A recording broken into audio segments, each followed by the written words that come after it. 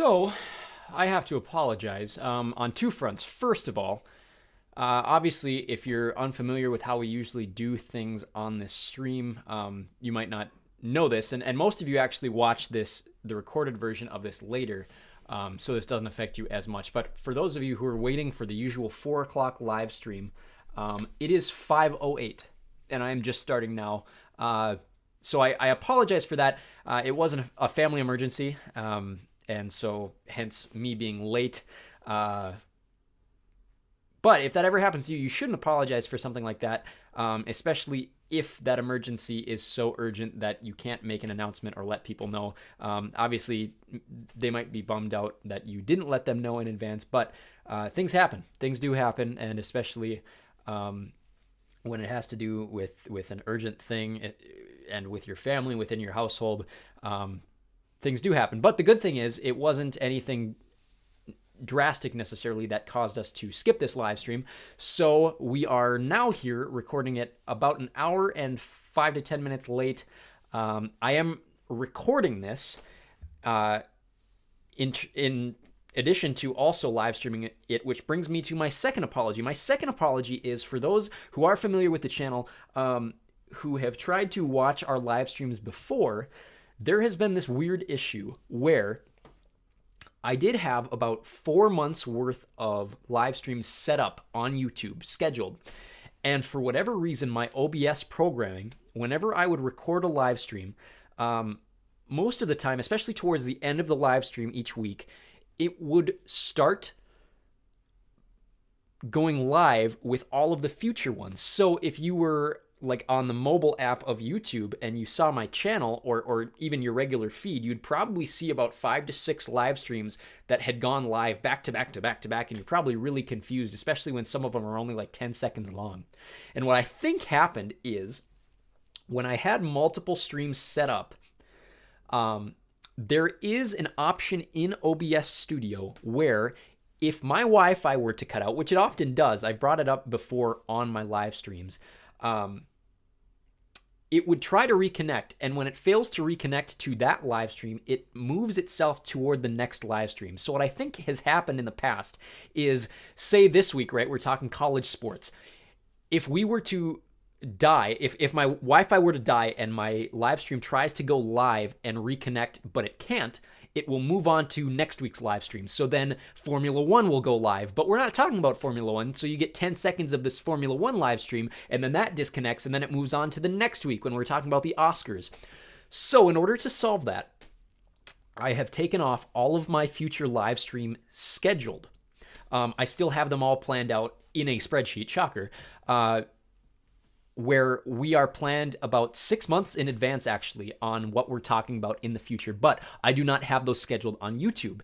Henceforth, my OBS won't connect to a future live stream. So if my live stream were to go dead right now, it would try to reconnect. And when it fails to reconnect, then what I'm assuming is going to happen is the live stream just dies. And that is why I am also recording on OBS this live stream where if we are to die on YouTube, I can post this as a video later, which helps. That being said, there are not a ton of live watchers on any of my live streams, which is fine.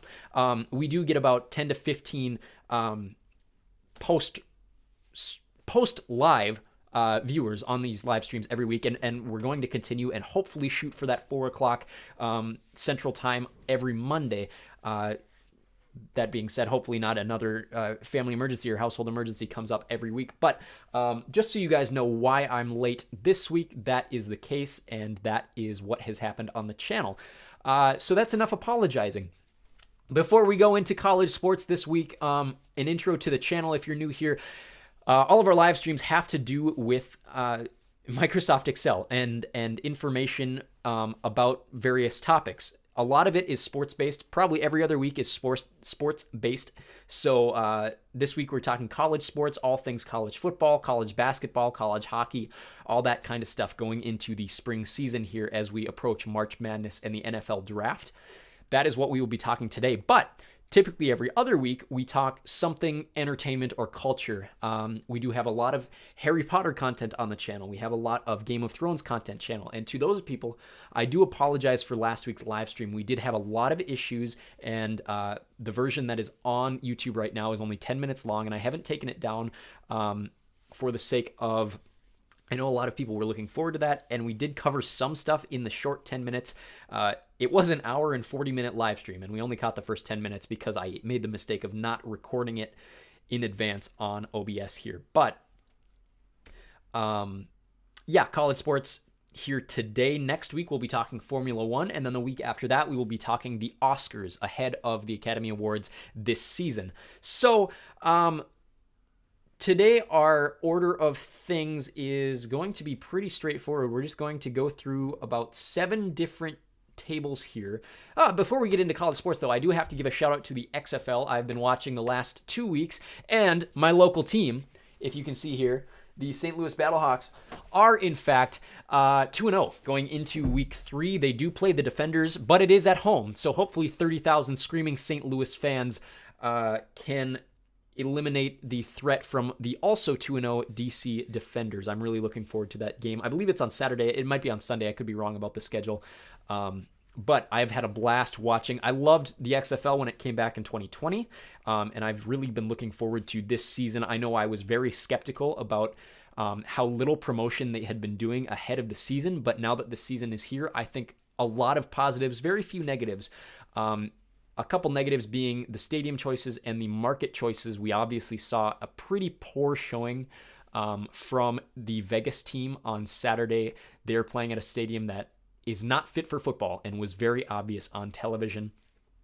But I'm really excited. It's St. Louis's first home game. They're the only team that hasn't yet to play a home game. They play that this weekend in the Dome. It is a market that doesn't have a football team, and they are hungry for football. They were hungry in 2020. They were a great crowd in 2020. Like I said, technically they're my local team. I live up north, and so they are about 1,000 miles away. But technically they are the closest team to me, and hence why I purchased and am wearing the St. Louis Battlehawks shirt. That being said, it is freezing in my basement right now. I'm going to put on my sweatshirt. But shout out to Dwayne Johnson, not that he will ever watch this video, but very good work from him and his ex-partner, Danny Garcia. What a weird relationship they must have. They might have been married at one point, but now they're just business partners, and they handle it really well, and they are doing a great job with the XFL. I think the XFL will be far more successful than the USFL, which will air at a later date. I think in April is when their season starts.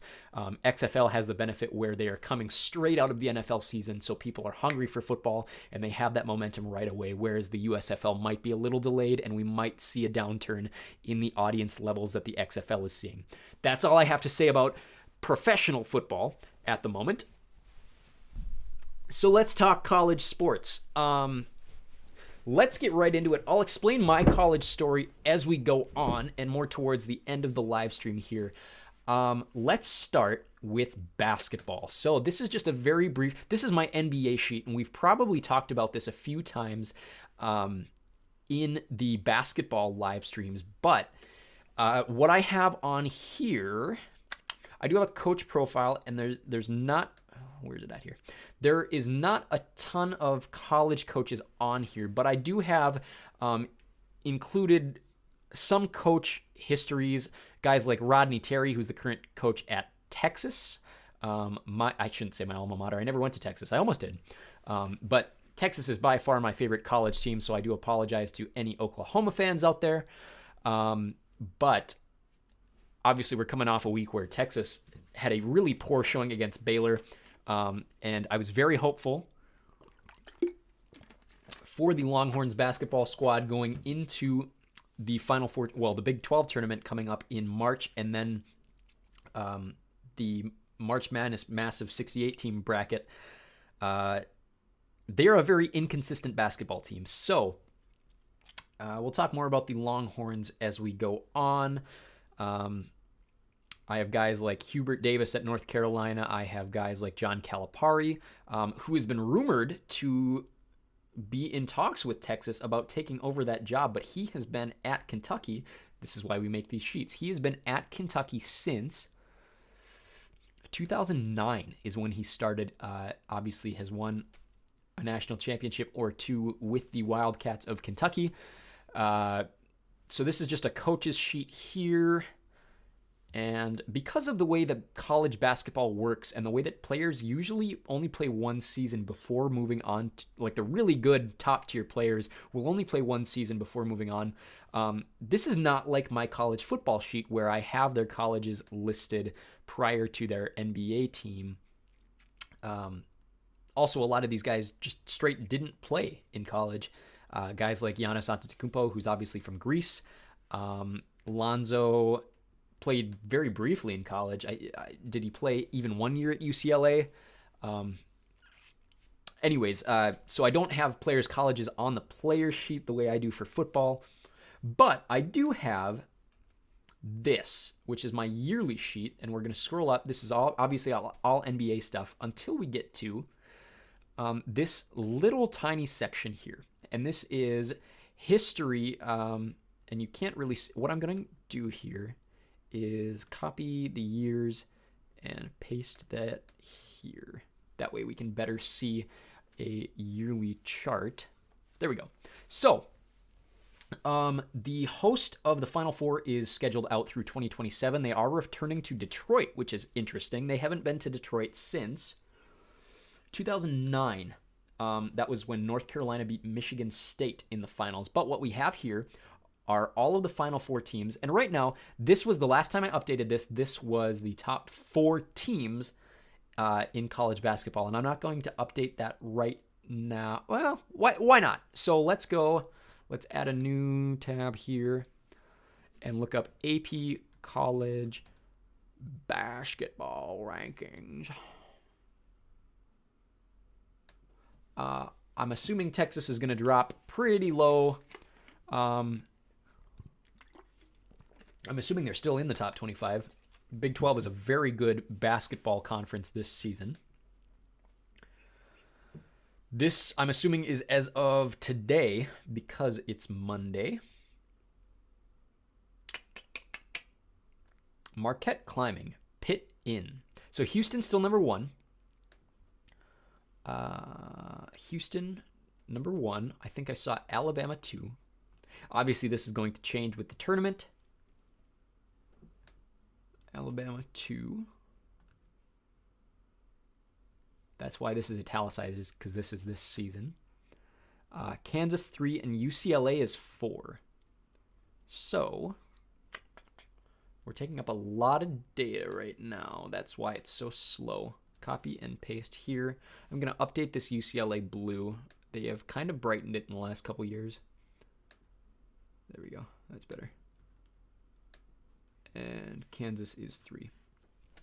Where are my long... Well, let's just go down the line. Purdue dropped to 5 with a loss to Indiana. Marquette is up.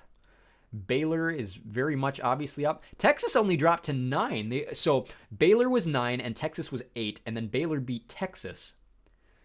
And so Texas has only dropped to 9. Good for them. Gonzaga, 10. Arizona, we skipped at 8.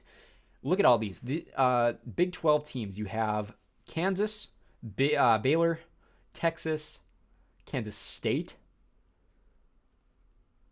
TCU. Dare I say that's the most of any conference? Maybe not. I'm not going to go through and fact check that. Big East looks dangerous down below. I watched the Providence game yesterday against Georgetown. They smoked them 88-68. I didn't realize Providence was that good, especially for a hockey school. Kansas State, Tennessee, Virginia, Connecticut, Indiana, Miami, Florida. St. Mary's lost to Gonzaga. San Diego State. I don't know the last time I saw San Diego State sitting that high in the top 25. Xavier, Providence, Maryland, TCU, Kentucky, Texas A&M, and then Pitt way at the bottom there. So, that being said, that's kind of all we have on this sheet for college. So, we'll talk about college basketball more moving on. But next, we move to college hockey. Now, college hockey is in an interesting place. It has been the last couple years. So, let's pull up the No AP News I don't want. College hockey rankings. There's been a significant climb of weird teams in the last couple years.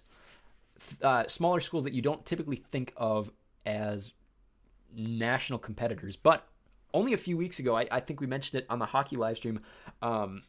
St. Cloud State was sitting number 1. Right now, Minnesota, you're seeing the top 4 here are all pretty big schools, top 5. St. Cloud State's still number 6, but Minnesota is ranked number 1, close, very close behind them is Quinnipiac. Then Denver and Michigan.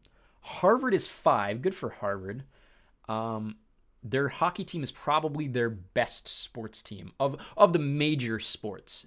I'm sure like their rowing team is one of the best in the country, but in terms of like the big 5 sports that you would think of in professional leagues, hockey is probably their most prominent and best team. St. Cloud State is sitting at 6 right now.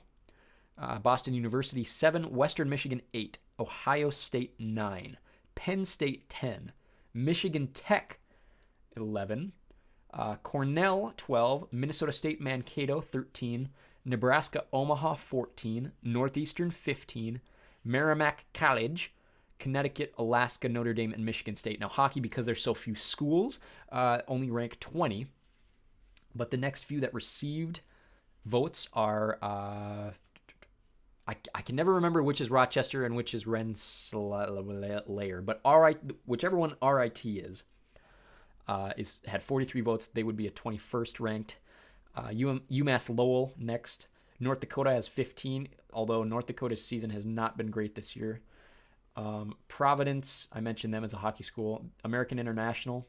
Bemidji State, I have a cousin playing at Bemidji State. Riding the bench because he's a freshman. And Maine had a single vote, so Maine's not getting anywhere. These are just news on other sports. We're going to be mainly talking men's sports, and I do apologize for that, my lack of knowledge on female sport, specifically female college sports. I know that might be a Title IX violation, but for the most part, we're going to be talking the men's rankings going into the Frozen Four and Final Four tournaments and the NBA draft.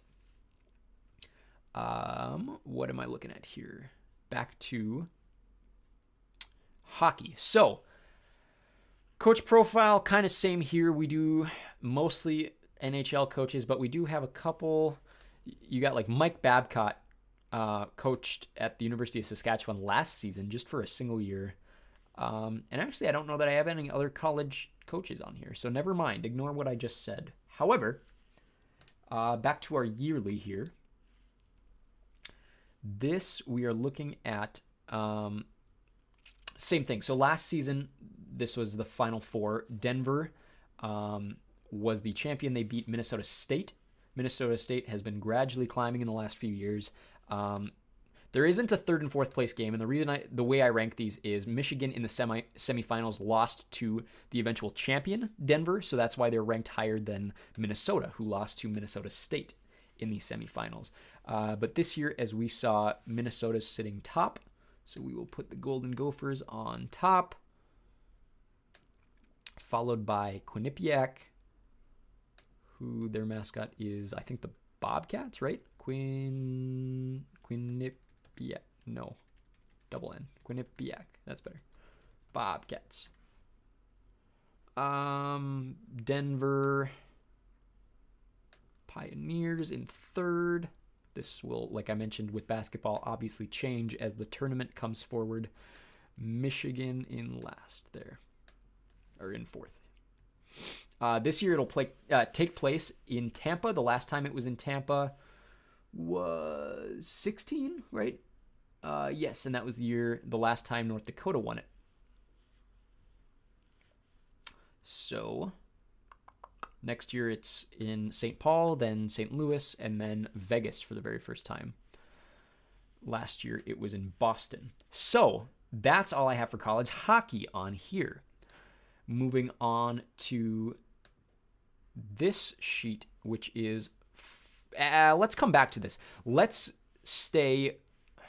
This is the largest sheet that I have. So, skipping ahead a little bit, This is less sports related and simply college related. What I have here is one of my largest sheets on file. It is 10 megabytes. And right now what you're looking at is a table of almost every college in the United States that has a sports team. Some of them don't, and I still haven't gone through it. Obviously, you're seeing a lot of empty information, and that's because there's a lot of schools, and I just haven't gotten around to it. But we're basically going all the way alphabetically from Abilene Christian down to Youngstown State, and I'm sure there's one that starts with Z that I just haven't gotten to yet. The ones that are highlighted red are ones that are duplicate names. So there are, in fact, two different Westminster colleges. One here is in Utah and plays in the Rocky Mountain Conference. One is in the D3 St. Louis Conference. But each school here, let's just pull up something like University of Notre Dame. I also have colleges from around the world in here too, but University of Notre Dame, it's got the location. It's out of South Bend, Indiana, excuse me. I have been there. I'm not just butchering their name. Was established in 1842. Its current endowment is $13 billion and $100 million. Its top ranked program in the nation is actually its history program. As a school, it is nationally ranked, and some of these don't necessarily make sense because they're ranked by different, what's the word I'm looking for? Different, not catalogs. They're different. They're ranked by different sources. So the national ranking on something like US News that I ranked these off of? As of a couple years ago, they are the 24th ranked best school in the nation, essentially. And then globally on whatever other paper magazine source that I used, were ranked 56th. I'm assuming this is as of a couple years ago. This number is probably different now, but had 8,448 undergrad students, 3,731 postgrad students, for a total of 12,179 students. They had 1,241 academic faculty on staff as of me adding them to this list. You divide those two numbers and you get a faculty to student ratio of about 10. Their mascot is the Fighting Irish. These are their two primary colors. I don't know exactly what they call them, but you assume something like navy blue and old gold. That is their current athletics logo as of me putting it in. Some of these probably need to be updated. They're a D1 affiliated NCAA school, and they play in the Atlantic Coast Conference for most of their sports. Obviously, football, they are an independent football school, one of the few in the nation. Something similar. University of Texas at, where's Austin? University of Texas, Austin.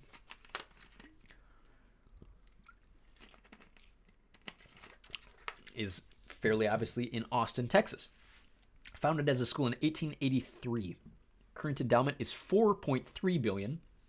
Their top-ranked program is their their pharmacy school. Nationally, they are ranked 48, and I couldn't get a proper global ranking on here. Fairly big school, just shy of 41,000 students. Part of the reason why I didn't end up going there. 11,000 postgrads for a total of 51,500 students.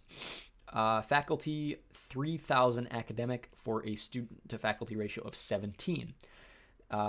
Team name is the Longhorns. They have since darkened this orange, so why don't we just throw this in there? That's a more accurate orange. Their logo, as of me putting it in here, is the familiar Longhorn logo, which has also darkened. They're a D1 school, and starting next season, this is updated with, how should I say this? Not necessarily current conferences, but anticipated conferences. If a college has announced they're changing to another conference, I have put that in here already. So next season, both Texas and Oklahoma will be leaving the Big 12 to start playing in the SEC. This is a very large sheet. I have, at last count, and the last count being right now, I have 1,174 schools in here, right? Because the first column or the first row is taken up by the titles. But there's a lot of information in here, and I do really like this. But taking up even more information because of all the pictures is this athletics sheet here. So as soon as it loads, what you are looking at right now is a massive sheet full of several tables, which include, and we'll get to the very top and I will show you because it's alphabetical. These are all of the Division I college conferences. You are looking at all of the schools. You are looking at the mascots, the primary logo, their primary football helmet. Some of these are missing. Their primary word mark, their conference. Obviously, they're all going to be the same in each table. This is their football venue, the capacity of said football venue. A famous NFL player alumnus from said school, how many conference titles they have, how many national titles they have, and then it moves on to something like basketball. And the same case there. So, this is the America East Conference. You're looking at Albany, Binghamton, Bryant, Maine, UMBC, Mass Lowell, New Hampshire, New Jersey Institute of Technology, Vermont, the American, East Carolina, Florida Atlantic, Rice, Southern Methodist, Temple, Tulane, Alabama Birmingham, Memphis, Charlotte, North Texas, South Florida, UTSA, Tulsa, Wichita State, ACC, Boston College, Clemson, Duke, Florida State, Georgia Tech, Louisville, Miami, North Carolina Chapel Hill, North Carolina State, Notre Dame, Pittsburgh with their most recent color change, Syracuse, Virginia, Virginia Tech, Wake Forest, all the way down alphabetically to, and you're seeing it in time. It is actually this delayed because of how many pictures are on this chart, because we're sitting probably, wait till we get to the bottom to make an assessment. You're sitting at maybe 400 schools, probably just shy of 400 schools here, all the way down to the Western Conference, which is Utah Valley, Utah Tech, Texas Rio Grande Valley, Texas Arlington, Tarleton State, Stephen F. Austin, Southern Utah, Seattle, Grand Canyon, California Baptist, and Abilene Christian. So this is my wife's conference. She's fairly familiar with this conference. She went to Grand Canyon University, and I have yet to get that far as to input the information. I went to the University of St. Thomas, and they are in the... When I went there, they were a D3 school, but now they're sitting pretty confidently in the Summit League. They're actually, right now, the best-ranked basketball team in the state of Minnesota, which is kind of shocking to me. As someone who attended their games when they were a D3 college, I actually played intramural for their college basketball program and played for their military or their Air Force detachment team on campus. Hence why I've been to Notre Dame. I've actually played on the Notre Dame court as a member of the St. Thomas detachment basketball team. But University of St. Thomas, known as the Tommies, they don't have an updated helmet for... I take all of my images from Chris Creamer's sportslogos.net. They moved to the Summit League just a couple years ago. Their current football stadium is O'Shaughnessy Stadium. We don't have an updated capacity on that. They have extended the capacity to that since I've been there. They don't really have a famous alumnus from their football team. They are moving very soon into their new Anderson Arena, which they're building on their South Campus in a place that I used to park my car. So very interesting for me as someone who went to St. Thomas to see all of the plans for their campus, going from what is not even 1,000-seat arena in the what they call it the Anderson Athletic Recreation Complex, the ARC. It's an athletic complex. It's got a field house. It's got their basketball arena, a swim and dive center, and just a regular gym and a bunch of studio type places. Them going from basically a high school gym to a 6,000 seat multi-purpose hockey and basketball arena is fascinating to me. Just how fast and how much money they've spent moving from a D3 non-scholarship school to now being kicked out of that conference and playing as a D1 contender. Obviously not in football, but they're ranked very high in basketball, and did they win conference in volleyball this year? They're doing very well. It has been a very successful transition. Granted, they do have a lot of money at that school, hence why I never finished. It was a very expensive school. I never did graduate from the university. I do have very fond memories there. Nothing bad necessarily to say about the University of St. Thomas. I do very much miss my time there. That is all for this university's sheet, and we are going to X out of that and save some data on my computer as soon as this closes. We still have 5 sheets to look at. I said 7. I think it ended up being 8. MLS. We're going to skip a lot of this, and I do quickly want to talk. My DC United shone very bright in their home opener. I think they were up 1-0 going into maybe like the 70th minute. Maybe it was earlier than that, but I was listening to their new iHeartRadio stream. Don't ask me how I became a DC United fan. That is a conversation for a later date. But my favorite soccer team is DC United. They had their home opener at Audi Field, and they were down about 1-0 late in the game. What I understood over my radio as a cheap goal from Toronto, and then a poor defensive play, which led to Toronto being up 2-1 going into about the 81st minute. And then I think it was like the 88th or 89th minute. Very, very quick, like last minute goal for DC United. Put them with a tie. There was a lot of stoppage time earlier in the second half, and so they went into about 9 minutes of extra time after the 90th minute.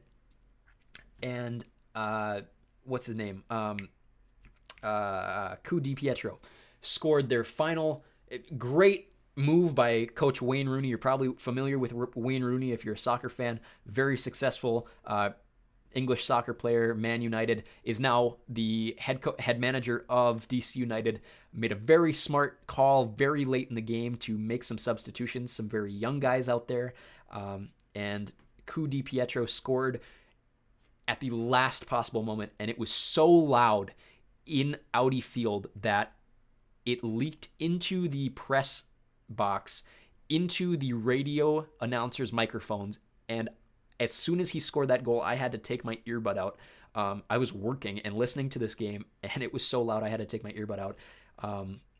DC United will crush my feelings this year. I am so ready for disappointment because they are not a good soccer club at the moment. They're in a definite rebuilding phase, and I don't even expect them to make the playoffs this year, but very good start to the season. That being said, that's all we'll talk about MLS. We'll come across an MLS live stream at a later date. We did just have a soccer talk 2 weeks ago, so in a few months, we'll come back to it. But much like we were looking at all of the other college sports, here's a very, very brief one for soccer. This last season, Syracuse beat the runner-up Indiana. Indiana has been the runner-up in 2 of the last 3 NCAA men's finals. And I'm trying to think, do I have I don't have a list of all of the champions just sitting there. But the last several victors in college soccer have been Syracuse, Clemson, Marshall, Georgetown, Maryland, Stanford again, Virginia, Notre Dame, and Indiana. So you're seeing a lot of success, out of Indiana schools, especially like something like Akron. That's not Indiana. I'm not clueless on geography, but East, Midwest to East are fairly successful college soccer programs are going to be out in that like Ohio to Virginia northeastern area, but then a big sweep from Stanford for 3 years between 2015 and 2017. That's all for college soccer. That's all I'll touch on there. Let's just knock out the other one before we get to football is baseball. And same thing here. Mississippi Both those schools have been successful the last couple seasons. Mississippi beat Oklahoma this last year. Mississippi State the year before over Vanderbilt. They canceled the tournament in 2020.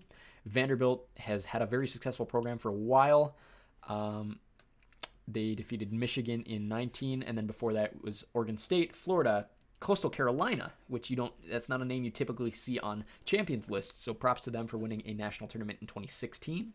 Virginia, Vanderbilt, UCLA, Arizona, South Carolina, Louisiana State. So typically the most successful baseball clubs are going to be from that Atlantic Coast or Southeastern Conference area, with some notable exceptions.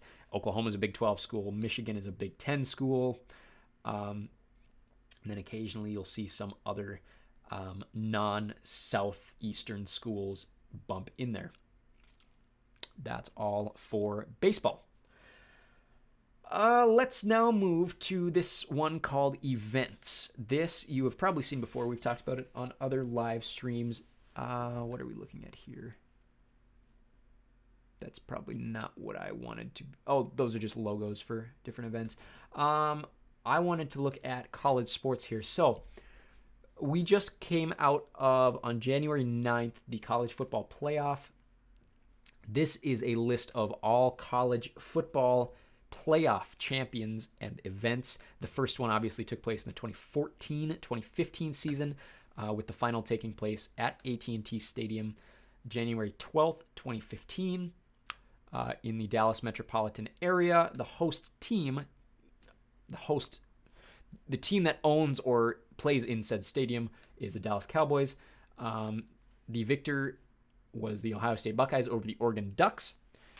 We have the score there, and then we have the winning and losing quarterbacks. So you got Cardale Jones versus Marcus Mariota. You got Jake Coker over Deshaun Watson over Jalen Hurts, Tua Tagovailoa over Jake Fromm, Trevor Lawrence over Tua, Joe Burrow over Trevor Lawrence, Mac Jones over Justin Fields, Stetson over Bryce, Stetson over Max Duggan.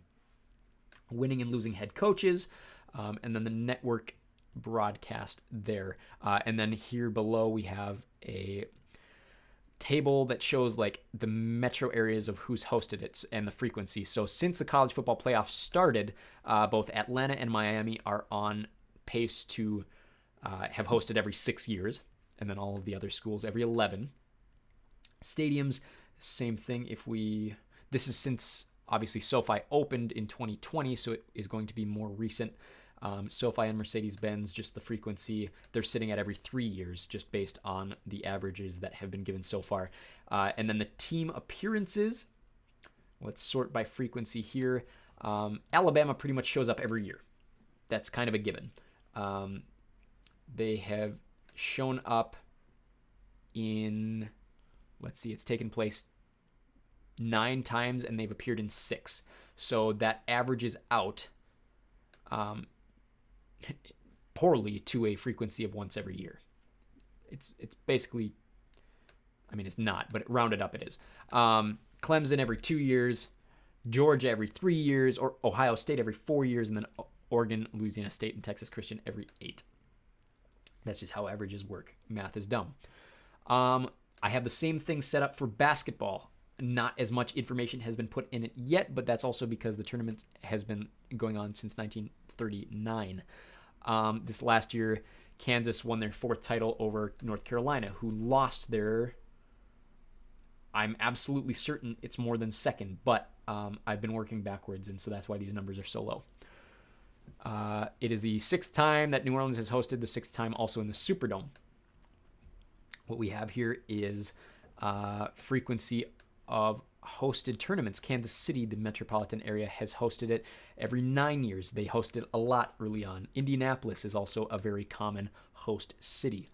Not very common are cities like San Francisco, Portland, Greensboro, San Diego, Salt Lake City, Albuquerque. Lexington has hosted it once. Denver, Charlotte, and Las Vegas.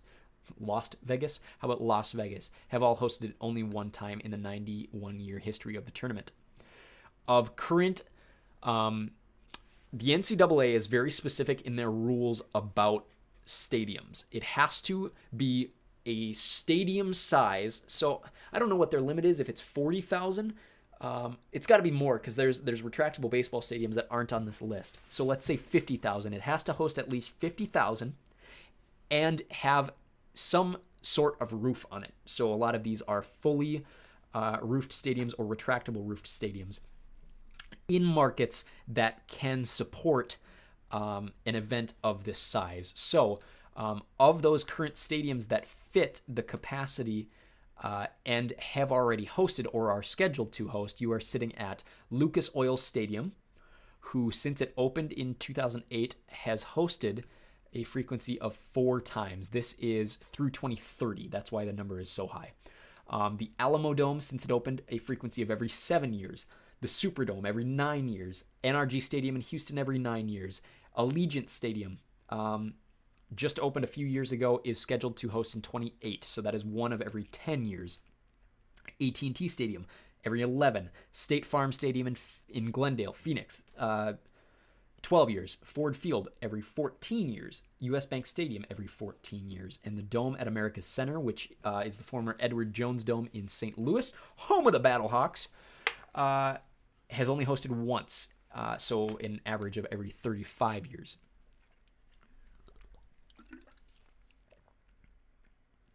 Team appearances. This is up to date as of last year's tournament. UCLA has won, not by far the most, but ahead of Kentucky by 3 wins, which means they are successful 85% of their appearances in the finals. They appear in the finals of the tournament every 7 years on average, all the way down to teams like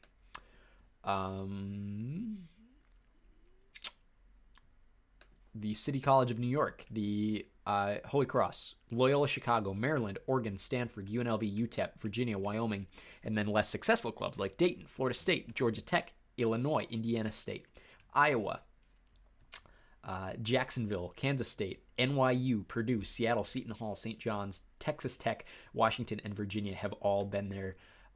This is through, I don't know why that number is less than the 91 over here, but it is, so just deal with it. And then last but not least, the same thing with hockey. Hockey, the national tournament, has been going on since 1948.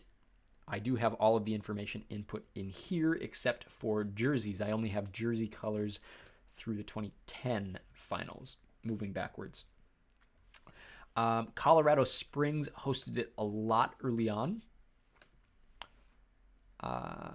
So they sit at a frequency of every 7 years. Minneapolis is a very common place for it to be hosted. The Twin Cities metropolitan area, I should say. Early on, it was very often hosted in the St. Paul Civic Center, which I don't believe still exists. That's a good question. I should know that for someone who lived in St. Paul for 3 years.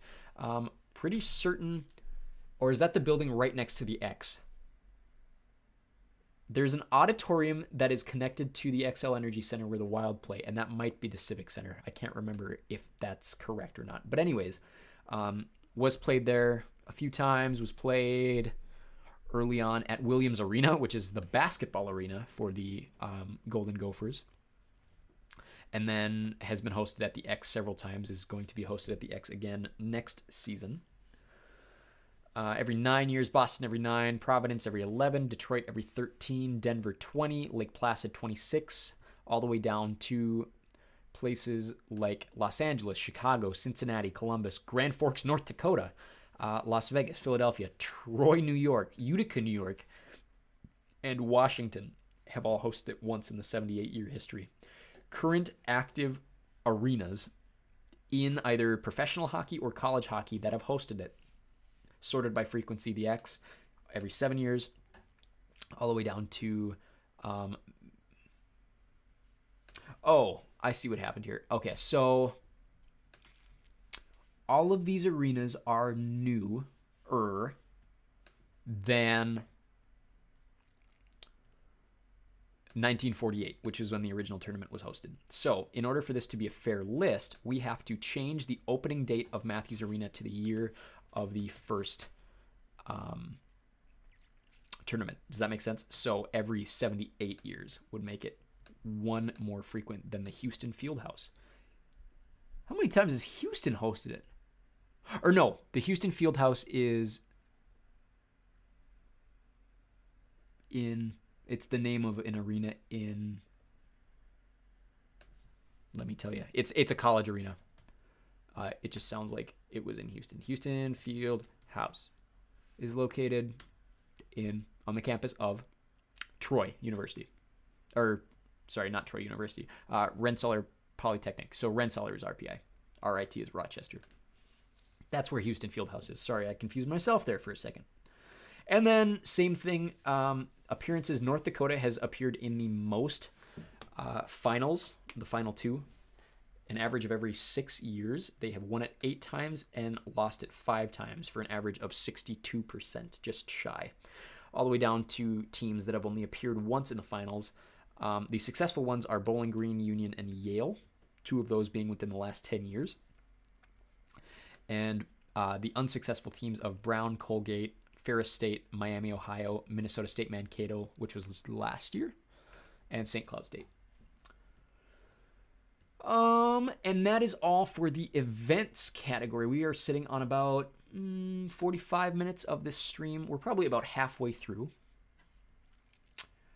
And then the next sheet here is going to be our conferences sheet. So we have not come across this in any of my other streams, so we're going to go briefly through professional sports here. This is a list of both every team's, so it's every conference or division in each league, right? So right now we're on the MLS. MLS is not split into divisions. It's split into just 2 separate conferences. One of the conferences has 15 teams as of this season. One of them has 14 teams as of this season. This shows the length of tenure of all of each conference's current teams, right? So since the conference was founded in 1996, this shows the original teams, by the way. So the original teams in the Eastern Conference, there were 5: DC, New England, New York, New Jersey, Columbus, and Tampa Bay. 3 of those teams have never left the conference: DC, New England, and New York. Chicago joined in 2002 because there used to be, I think it was from 1998-ish to 2001. I might have those years wrong. There was a third conference called the Central Conference, and that's why Columbus left and Tampa left before Tampa disbanded. Chicago and Columbus rejoined in 2002 when that conference was disbanded. Toronto joined as an expansion team in 2007, Philadelphia in 2010, Montreal in 2012, New York City and Orlando City in 15, Atlanta in 17, Cincinnati in 19, Miami in 20, Charlotte in 2022, and then Nashville has kind of flip-flopped. We'll see that later on. Has flip-flopped between conferences based on their geographical location.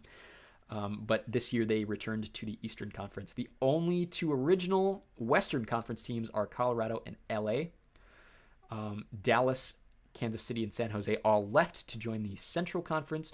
That's incorrect. Dallas and Kansas City left. San Jose was suspended for 2 seasons as a franchise. Long story there. They moved to... It's kind of like if you're familiar with the story of the Baltimore Ravens and the Cleveland Browns, or something like the Charlotte Hornets and the New Orleans Pelicans. It's very similar. Basically, San Jose moved to Houston, but San Jose still wanted a team, so they waited 2 years, got the team back. Houston became its own franchise. Long story. But then FC Dallas rejoined in 2002. Salt Lake joined as an expansion in 2005. San Jose was reactivated in 2007. Seattle as an expansion in 2009. Portland and Vancouver, did they both join in the same season? That doesn't sound right, but maybe it is right. Maybe they were both expansion teams in the same year in 2011. Houston rejoined. They also have flip-flopped in years past. Them and Kansas City both rejoined in 2015. That was when the Eastern Conference added the 2 teams. Minnesota joined in 2017.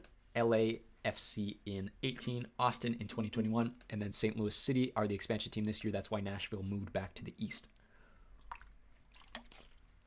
And then this is a list of every team and just shows their history in each conference. So teams that have changed in the past: Chicago, I lied. Central Conference was only active for 2 seasons, but you see their history there. Columbus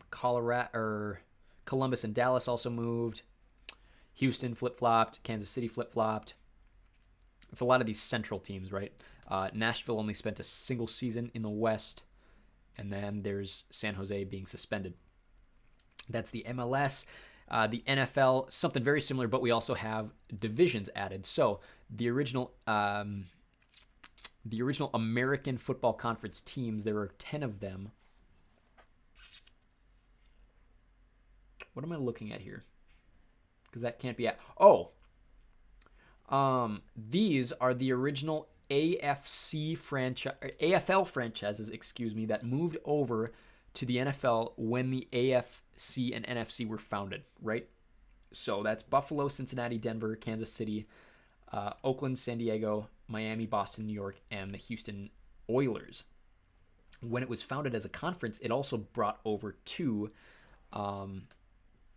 NFL franchises, which are the Baltimore Colts and the Pittsburgh Steelers, I believe, unless I'm missing one. Then, with expansions, Jacksonville joined in 95, Baltimore and their whole story in 96, the reactivated Cleveland Browns in 98, which means that nope, that's correct, and the Houston Texans in 2002. National Football Conference, same thing. There were 16 teams when the NFC was founded from the NFL-AFL merger. The St. Louis Cardinals, the Falcons, Chicago, Dallas, Detroit, Green Bay, LA Rams, yes, Minnesota Vikings, Saints, Giants, Eagles, 49ers, the original Washington Redskins, Baltimore Colts, the original Cleveland Browns. I shouldn't say they're original, they're still the Cleveland Browns, but the pre-dissolved Cleveland Browns and the Pittsburgh Steelers. That was cut down to 13 teams for the conference founding in 1970. 1977, the Buccaneers joined the league. 1955, the Panthers. And then 2002, the Seattle Seahawks came over from the AFC. Divisions. AFC East was founded in 1960. The original teams were the Buffalo Bills, the Boston Patriots, the New York Jets, and the Houston Oilers. Has pretty much been the same since 1966. In fact, it has been the same since 1966. With those 4 teams, we'll see some more added later as we go down and check team histories. Has been the same since 2002, I should say, but those 4 teams have all been in it since 1966. AFC North was founded as the AFC Central Division. The original teams pretty much the same, except Baltimore used to be in that division, the Houston Oilers. Baltimore joined in 1996, and the reactivated Cleveland Browns rejoined in 1999. AFC South, founded in 2002, has always had the same teams. AFC West, founded in 1960, was the exact same teams it is now. This used to be the Dallas Texans, which became the Chiefs, I think, the following season. Oakland Raiders, now the Las Vegas Raiders, and Los Angeles Chargers, who moved to San Diego and then back to Los Angeles. NFC East was founded very, very early, but as the NFC East has been the exact same 4 teams with the addition of, is it the Cardinals? I think the Arizona Cardinals used to be there. But since 1970, have included the 4 traditional teams that you think of when you think of the NFC East. NFC North, founded as the NFC Central, has had these 4 teams since 1967. Also used to have the Tampa Bay Buccaneers, who have as many NFC North division titles as the Detroit Lions. My favorite football fact. NFC South, founded in 2002, has had the same 4 teams since. NFC West was founded very early on, I think, as the NFC Coastal Conference or Coastal Division. Started as the Los Angeles Rams, the San Francisco 49ers, the Atlanta Falcons, and the Baltimore Colts. Has had those first 2 teams since 1967. Added the Arizona Cardinals from the NFC East, I believe, in 2002, and the Seattle Seahawks from the AFC West in 2002. Here's a history of those teams. Arizona, we mentioned, came over from the NFC East. Atlanta came from south from west. Carolina, to south from west. The conferences used to look crazy whack. A lot of Eastern teams were in the West. A couple Western teams were in the East. Very confusing. 2002 saved everything. Where's another one? These are the Colts. Came to south from east. The Jaguars came to south from central. New Orleans Saints came to south from west, which doesn't make a lot of geographical sense. Seattle switched conferences completely. They actually started, interestingly enough, in the NFC West, and the Tampa Bay Buccaneers had their first season in the AFC West, which is a weird fact. Tampa Bay came from the NFC Central, which we mentioned, and the Titans came to the south from the AFC Central. Basketball. I know this is very much professional rather than college, but we will get to college. It makes a lot of sense as we move into it. I just kind of wanted to look at this because we never have before. The Eastern Conference original 8 teams were Atlanta, Boston, Cleveland, New York, Philadelphia, the Baltimore Bullets, the Cincinnati Royals, and the Buffalo Braves. 6 of those original teams are still there. Atlanta, Boston, Cleveland, New York, Philadelphia, and Washington. The New York Nets, I believe they were at the time, joined in 77. The Pistons and Pacers joined in 1979. Bulls and Bucks in 1980. Heat in 89. Magic in 91. Raptors in 95. And Hornets in 2004. Kind of. Western Conference, the original 9 teams were the San Francisco Warriors, San Diego Clippers. Is that right? No, that would be the San Diego Rockets. Excuse me, I was confused there for a second because Buffalo was still active in the East. So San Diego Rockets, Lakers, Sonics, Suns, Trailblazers, Bulls, Pistons, and Bucks. These 6 teams were joined by the Kings, who moved, I'm assuming, as the Kansas City Kings in 1972. Denver Nuggets in 1978, excuse me. Clippers came over from Buffalo in 1978. Jazz came over from New Orleans, is that right, in 79. Mavericks and Spurs joined in 80. Timberwolves in 89, Grizzlies in 95 as the Vancouver Grizzlies, and in 2004 the Pelicans. Atlantic Division started with Boston, New York, Philadelphia, and the Buffalo Braves. Those first 3 were joined in 1976 by the Nets, and in 2004 by the Raptors. Central Division was originally Cleveland, Atlanta, the Baltimore Bullets, and the Cincinnati Royals. The Pistons added in 78, the Pacers in 79, and the Bulls and Bucks in 80. The Southeastern Conference was founded in 2004. Same 5 teams have always existed there. Same with the Northwest Division.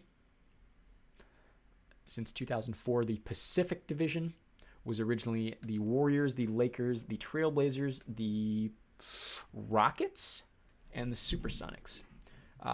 First 2 teams still exist. Suns added in 72, Clippers in 78 as the San Diego Clippers, and Sacramento Kings since 88. And then the Southwestern Conference, all 5 since 2004. So here's a history of that. Most of this realignment came in 2004. Atlanta from the Central Division. The Hornets came also from the Central, but that was their suspended. If you know the history, you know the history. The Dallas Mavericks came to Southwest from the Midwest Conference. Denver also came from the Midwest Conference, or Division, excuse me. Houston from the Midwest. Midwest was a rather big and geographically very broad division. It also included the likes of Memphis, or which, yes, would have been Memphis at the time. It was originally, excuse me, Vancouver. Minnesota, same thing. Miami came to the Southeast from the Atlantic Division. New Orleans came to the Western Conference, excuse me, from the Central Division of the Eastern Conference. Oklahoma City, which at the time was the Seattle Supersonics, came from the Pacific Division.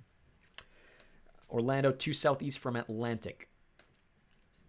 Portland to Northwest from Pacific. San Antonio to Southwest from Midwest. Toronto to Atlantic from the Central Division.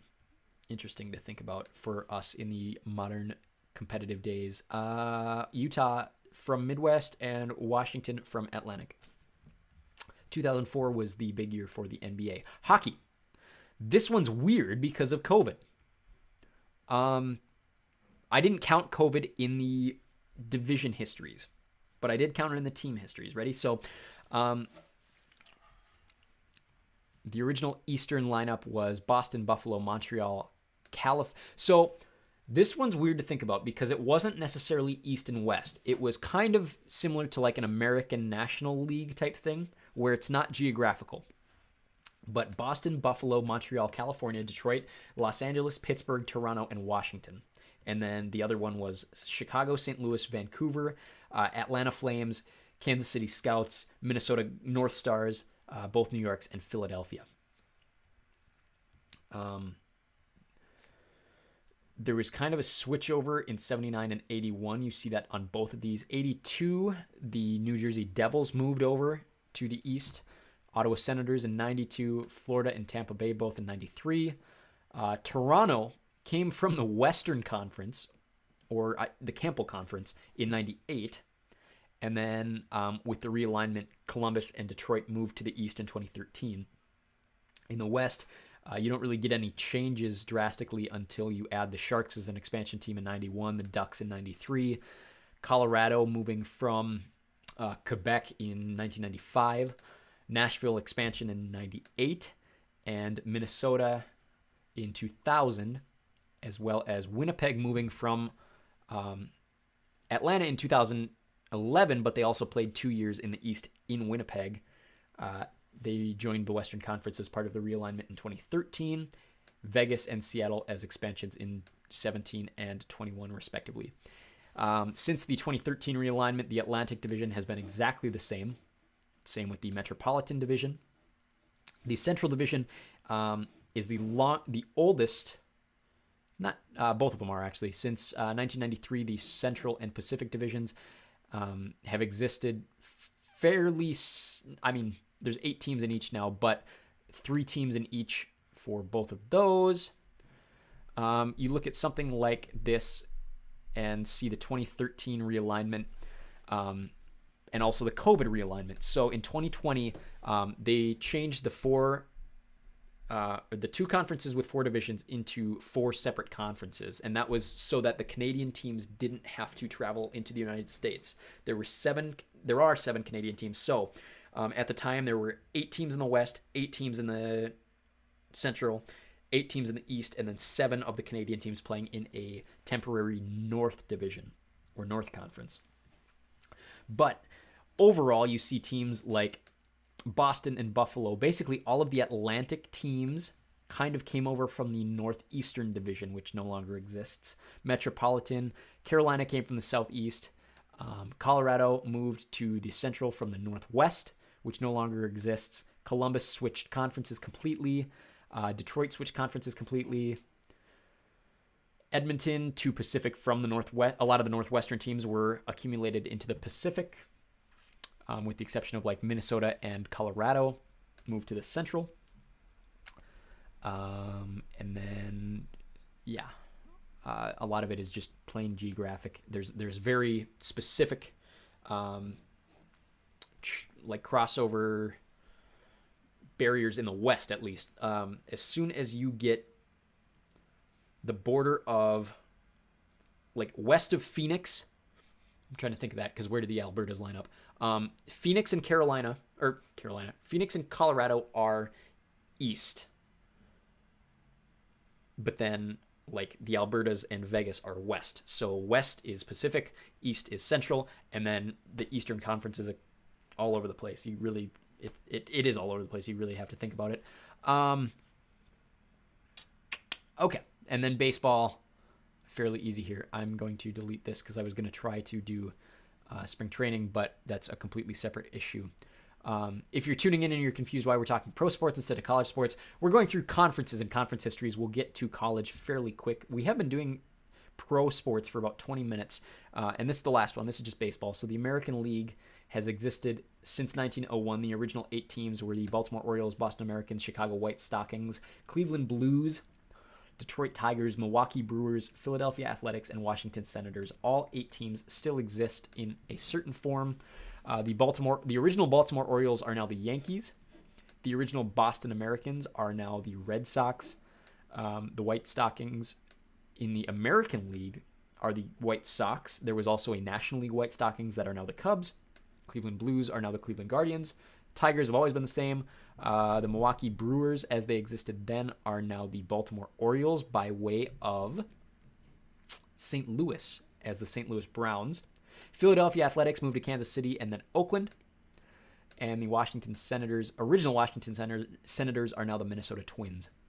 The expansion came in 1961 when they added the second Washington Senators team, which is now the Texas Rangers, and the Los Angeles Angels. 69, the Kansas City Royals. 77 added both the Mariners and Blue Jays to the mix. 1998, the Rays joined as an expansion team, and the Astros moved over from the National League in 2013. National League has existed a bit longer. In its current form, has existed since 1890. The original teams were the Boston Bean Eaters, which are now the Atlanta Braves, the Chicago Colts, which are now the Chicago Cubs. Cincinnati Reds have always been the Reds, except for a brief period in the 50s where they called themselves the Redlegs. The Brooklyn Bridegrooms are now the Los Angeles Dodgers. Philadelphia Phillies have always been the Phillies. Pittsburgh Alleghenies are the Pittsburgh Pirates. New York Giants became the San Francisco Giants, and I was wrong. I lied about... Did I lie about the St. Louis Browns? I may have. There's another St. Louis Browns team that became the Cardinals. I think there are 2 separate St. Louis Brown teams. I might be wrong about that. Don't quote me on that. Stayed very similar for basically 80 years until 70 years? 80 years? 1890, 70 years. Until 62, they added the New York Mets. 69, they added both the Padres and the Montreal Expos, which became the Nationals. 93, they added the expansion Rockies and Florida Marlins. And then 1998, the Arizona Diamondbacks joined as an expansion team, and the Milwaukee Brewers came over from the American League. The AL East was originally 6 teams: Baltimore, Boston, New York, Cleveland, Detroit, and Washington, which are now the Twins. Right? Or are they... Well, it doesn't matter. If it's 1968, no, it was probably the Texas Rangers. 3 of those teams still exist in the division. Toronto joined in 77 and Tampa Bay in 98. The Central was founded in 1994, added the Tigers in 98. The AL West, founded in 69, 6 teams. The California Angels, Oakland, Chicago White Sox, Kansas City Royals, and Minnesota Twins. And the Seattle Mariners. Seattle Pilots, which became the Milwaukee Brewers. Angels and Oakland still exist in the division. There were brief periods of pause from the Mariners, who rejoined in 70... These were the Pilots. So the Mariners joined in 77. Texas Rangers as the Washington Senators, when they moved to Arlington, joined in 72. And then the Astros joined in 2013. It used to just be a 4-team division for most of my childhood, at least. The NL East has existed in its form since 69. New York, Philadelphia, Montreal, all of those teams are still in the division. Chicago, Pittsburgh, and St. Louis also used to be there. Miami joined in 93 and Atlanta in 1994. NL Central, founded in 94. Original 4 teams still exist. And then the Brewers, when they moved over from the AL in 98. And then the NL West, founded in 69. Los Angeles, San Diego, San Francisco still exist. The Atlanta Braves played in the West for some reason. Actually, it makes sense if you think about the other teams that were in the East and their travel times. Cincinnati Reds and Houston. In 1969, they would have been the Astros at that time. Astros eventually left to join the Central. So did a bunch of the other teams. Rockies joined in 93 as an expansion, and that says Arizona Cardinals. That should say Arizona Diamondbacks. Diamondbacks in 1998. And then here's a history of that. Obviously, the most recent change was 2013 with the Astros moving from the NL Central to the AL West to even out the divisions. Okay, back to college now, because college is really where we want our focus to be for this live stream.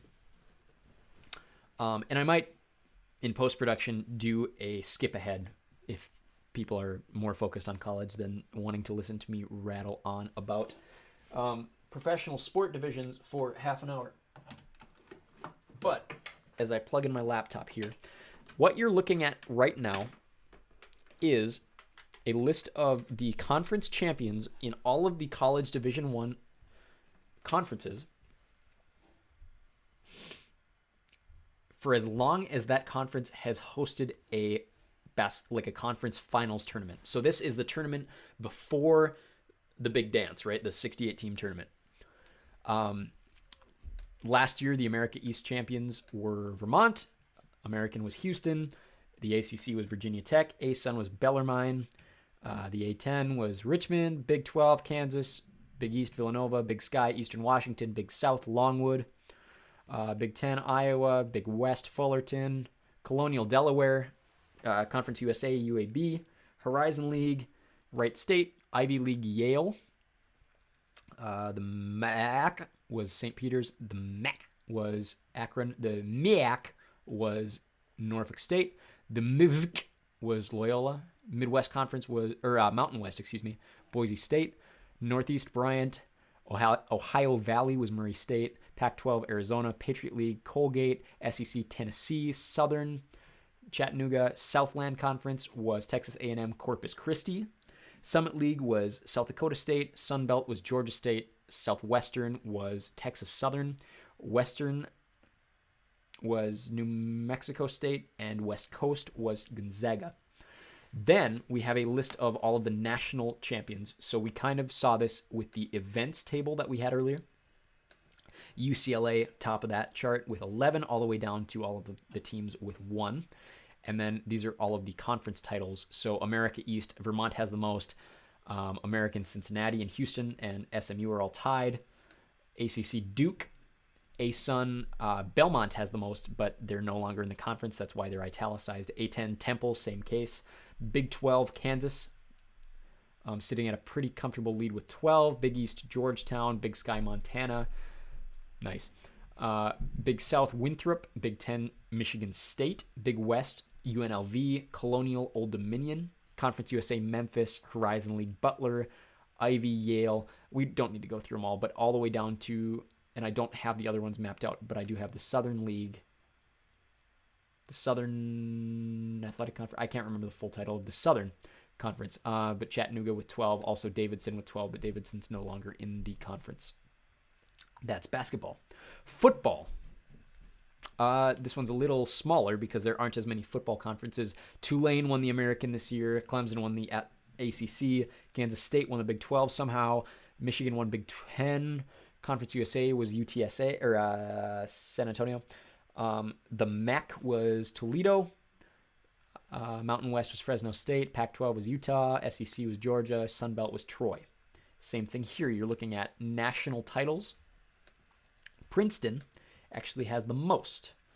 This is before they had a national AP voted champion. The Ivy League also used to have a yearly football tournament. That's why Princeton and Yale are so high on here. Alabama has the most since the AP ranked days at 18 claimed national titles.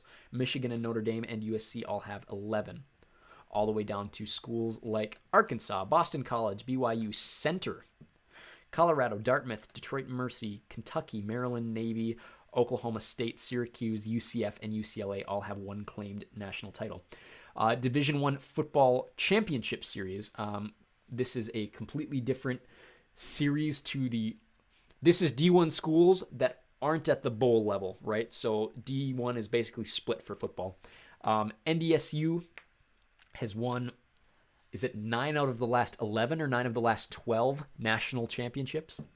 This year they lost the finals to SDSU, who won their first. And then I also have D2 mapped out. I don't have D3 mapped out. The American, this just goes through conference leaders. Big 12, Oklahoma has by far the most with 14 over the next best. Baylor, Kansas State, and Texas with 3.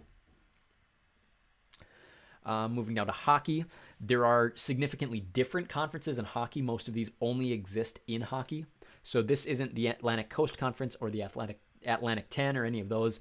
This is the Atlantic Hockey Conference. Has been won the last 3 tournaments by American International. Michigan won last year's Big Ten tournament. Minnesota State won last year's CCHA tournament. Harvard won the East Coast. The Eastern, I can't remember what ECAC stands for. Hockey East was UMass, and the NCHC was Minnesota Duluth. This shows national titles. Denver and Michigan with 9, North Dakota with 8, all the way down to the ones we mentioned earlier with 1. D3, there is a hockey tournament that I don't have mapped out yet. But then conferences, I think this is just all of the active yes, all 6. Atlantic, Air Force has won 7. Michigan, Minnesota, and Notre Dame are tied with Big Ten tournaments at 2. The Big Ten hasn't existed as a hockey conference for very long. CCHA Michigan State, which now plays in the Big Ten, has the most CCHA titles of any school. Of active members, Bowling Green has the most with 5. ECAC, Cornell has 12. Hockey East, 11. NCHC, Minnesota Duluth with 3. I think if this were WCHA, which is now an inactive conference, North Dakota has the most. I might be wrong about that. It might be Minnesota, but I'm pretty sure it's North Dakota. And that's all of the sports that I've mapped out conference title-wise. This seating chart is exactly what you think it is. This is a map of every, obviously not quite complete, but since the start of the National Basketball Tournament in 1939, this is every seeded team and their seeds. And the winner of the tournament is bolded. So this is last year, right? You are looking at 4 seeds, or 4 number 1 seeds, 4 number 2 seeds, all the way down to the play-ins. So these are the play-in teams that lost in their play-in games, which last year were Rutgers, Wyoming, Corpus Christi, and Bryant. Last year's winner was Kansas. They were a number 1 seed. There really isn't a specific order to the teams. If they were like number 1 seeds back to back, I kind of try to keep those straight over to make it easier to read. But last year's number 1 seeds were Arizona, Baylor, Gonzaga, and Kansas, with Kansas obviously winning. Yes, I have this for every year except a couple incomplete ones in the 90s. But we will get to those eventually, hopefully. But as soon as the rankings come out this year, you know I'm going to be updating this chart with all of the 68 seeds. Same thing with hockey. I obviously haven't gone back that far, but the last 2 seasons, these were the seeds. They only do 1 through 4 because it's only a 16-team tournament. But last year, the 4 number 1 seeds were Michigan, Western Michigan, Minnesota State, and Denver, who eventually won. The number 2 seeds were Quinnipiac, Minnesota, North Dakota, and Minnesota Duluth. 3 were St. Cloud State, Massachusetts, Notre Dame, and Michigan Tech. And then the 4 seeds were American International, Northeastern, Harvard, and Mass Lowell. This very large sheet is a list of every Division I college in the United States, alphabetically from Abilene Christian down to Youngstown State. This shows their conference history as a D1 member. There are gaps, and I'm assuming this is a conference that no longer exists, and that's why there is a gap there. But This is the conference history of every single school. So using Texas as an example, they are joining the SEC next year. They have been in the Big 12 since 1996. And before that, I can't remember which conference they were in, but it no longer exists. And that's why it's no longer there. Looking at like really long tenures, 1896, this is Wisconsin, has existed in the Big Ten or a form of the Big Ten since 1896. So has Purdue. So has Northwestern. So has Minnesota. So a lot of these long-time Big Ten schools have existed in the same conference for nearly 130 years, which is ridiculous to think about. A lot of changes this year or the last couple years. Conference USA has expanded quite a bit or are going to expand quite a bit this year and next. And we will see that in a table like this. This is the membership history. So this is the conference version of this sheet. So you flip it over to here, America East. The original members of the America East Conference. This is almost exactly like what we were looking at with the professional sports conferences and divisions. The original members in 1979 were Maine, New Hampshire, Vermont, all of which still exist in the conference, Boston University, Canisius, Colgate, Holy Cross, Niagara, Northeastern, and Rhode Island. Albany joined in 2001 along with Binghamton. UMBC joined in 2003. UMass Lowell joined in 2013. NJIT joined in 2020, and Bryant joined this last year. Bryant's first year is currently. The American, founded in 2013. The original members were Memphis, South Florida, Southern Methodist, and Temple, all of which still exist as members of the conference, along with Central Florida, Cincinnati, Connecticut, Houston, Louisville, and Rutgers. They were joined by East Carolina, Tulane, and Tulsa in 2014, Wichita State in 2017, and they are having a huge expansion this fall. Kind of a contraction, actually. A few teams are moving out, I think, to the Big 12, but they are also adding 6 new teams with UAB, Charlotte, Florida Atlantic, North Texas, Rice, and UTSA. That is coming this fall. The ACC has existed since 1953. The original 8 teams were Clemson, Duke, North Carolina State, Virginia, and Wake Forest. All are still there. Maryland used to be there, as well as South Carolina. 1979, they added Georgia Tech. 1991, they added Florida State. 2004, Miami and Virginia Tech. 2005, Boston College. A 3-way expansion in 2013 with Notre Dame, Pittsburgh, and Syracuse, and Louisville in 2014. Atlantic Sun originally had 8 teams, none of which are there anymore. That was Centenary, Hardin-Simmons, Houston Christian, which is now Houston. No, that is Houston Christian. They just renamed. It used to be Houston Baptist. Louisiana Monroe, which used to go by a different name. Mercer, Oklahoma City, Pan American, and Samford. The oldest current member is Stetson, who joined in 1985. Jacksonville University in 1998.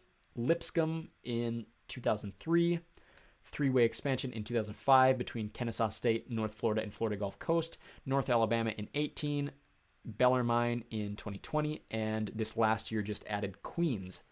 And I think Queens University just switched to being D1. I think that's where they came from. I could be wrong about that. Atlantic 10 Conference. 2 original members, George Washington and Massachusetts. Also used to have Duquesne. Is that how you pronounce that? I'm also going to say Duquesne just because it's fun, but I'm pretty sure it's pronounced Duquesne. Pennsylvania State, Pitt, Rutgers, Villanova, and West Virginia. All used to be members. St. Bonaventure, or St. Bonnie, joined in 79. Rhode Island in 80. St. Joseph's in 82.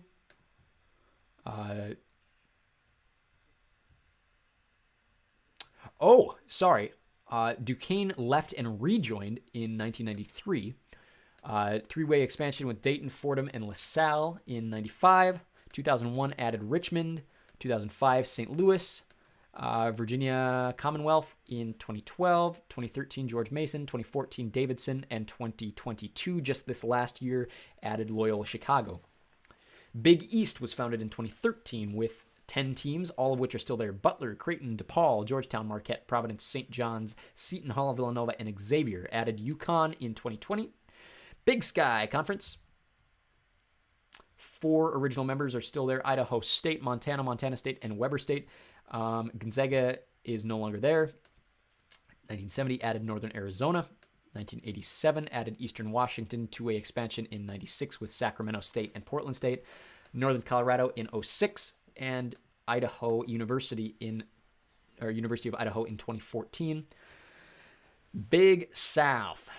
I apologize. I think my S's are really whistling today, so if that's irritating you, I will try to figure that out for next week and future videos. 1983, 7 original members, 3 are still there. Charleston Southern, Radford, and Winthrop, along with Armstrong State, Augusta, Campbell, and Coastal Carolina. The next year, they added Asheville, University of North Carolina, Asheville. 1999, High Point University. 2007, Presbyterian. The Blue Hose, great name. 2008, Gardner-Webb University. 2012, Longwood. And 2018, South Carolina Upstate. Big Ten is a very, very old conference, as we talked about earlier. 1896 had 7 original members. 6 are still there. The only one missing is Chicago. But the originals are Illinois, Michigan, Minnesota, Northwestern, Purdue, and Wisconsin.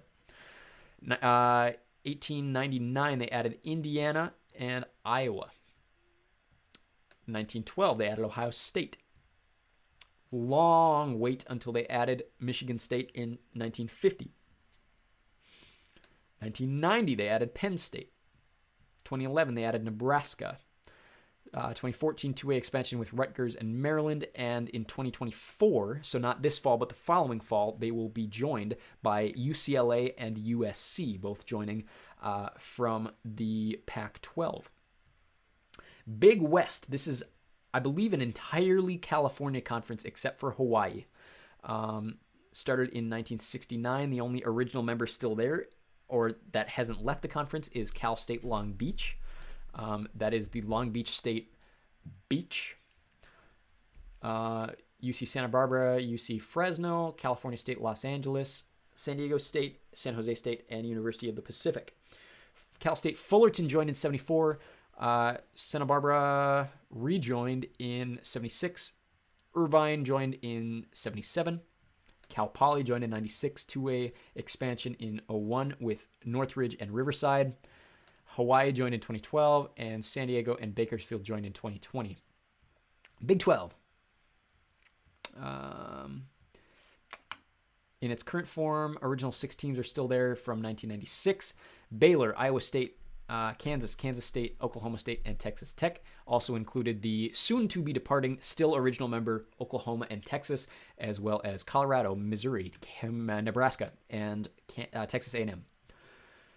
Two-way expansion in 12 with TCU and West Virginia, and they are joined this fall by BYU, UCF, Cincinnati, and Houston. So it will be a 14-team conference just this coming year before Oklahoma and Texas leave the following.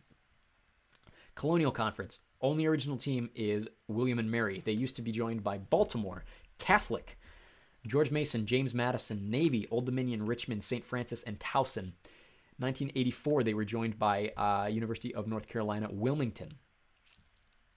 Four-way expansion in 2001 with Delaware, Drexel, Hofstra, and the rejoining Towson. 2005, Northeastern. 2013, Charleston. Cool campus. I've been there. 2014, Elon University. Four-way expansion just this last year with Hampton, Monmouth, North Carolina A&T, and Stony Brook. And then this fall, Campbell, the Fightin' Camels, will be joining them. Conference USA, only original members still there from... actually, none of the original members are still there. Was originally Alabama, Birmingham, Cincinnati, DePaul, Louisville, Marquette, Memphis, St. Louis, South Florida, Southern Mississippi, and Tulane.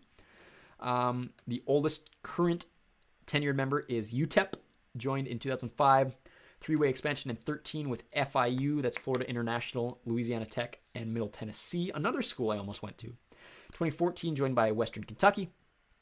This fall, upcoming fall, they will be joined by Jacksonville State, Liberty, New Mexico, and Sam Houston State, as well as the following year joined by Kennesaw State. So basically a complete flip of this conference in the last few years. Horizon League, none of the original members are there. It was Butler, Evansville, Loyola Chicago, Oklahoma City, Oral Roberts, and Xavier. 1980, longest tenured member is Detroit Mercy. Four-way expansion in 94 between Cleveland State, Green Bay, that's UW Green Bay, UW Milwaukee, and Wright State, another cool campus. Love the Nutter Center. Great arena, great name.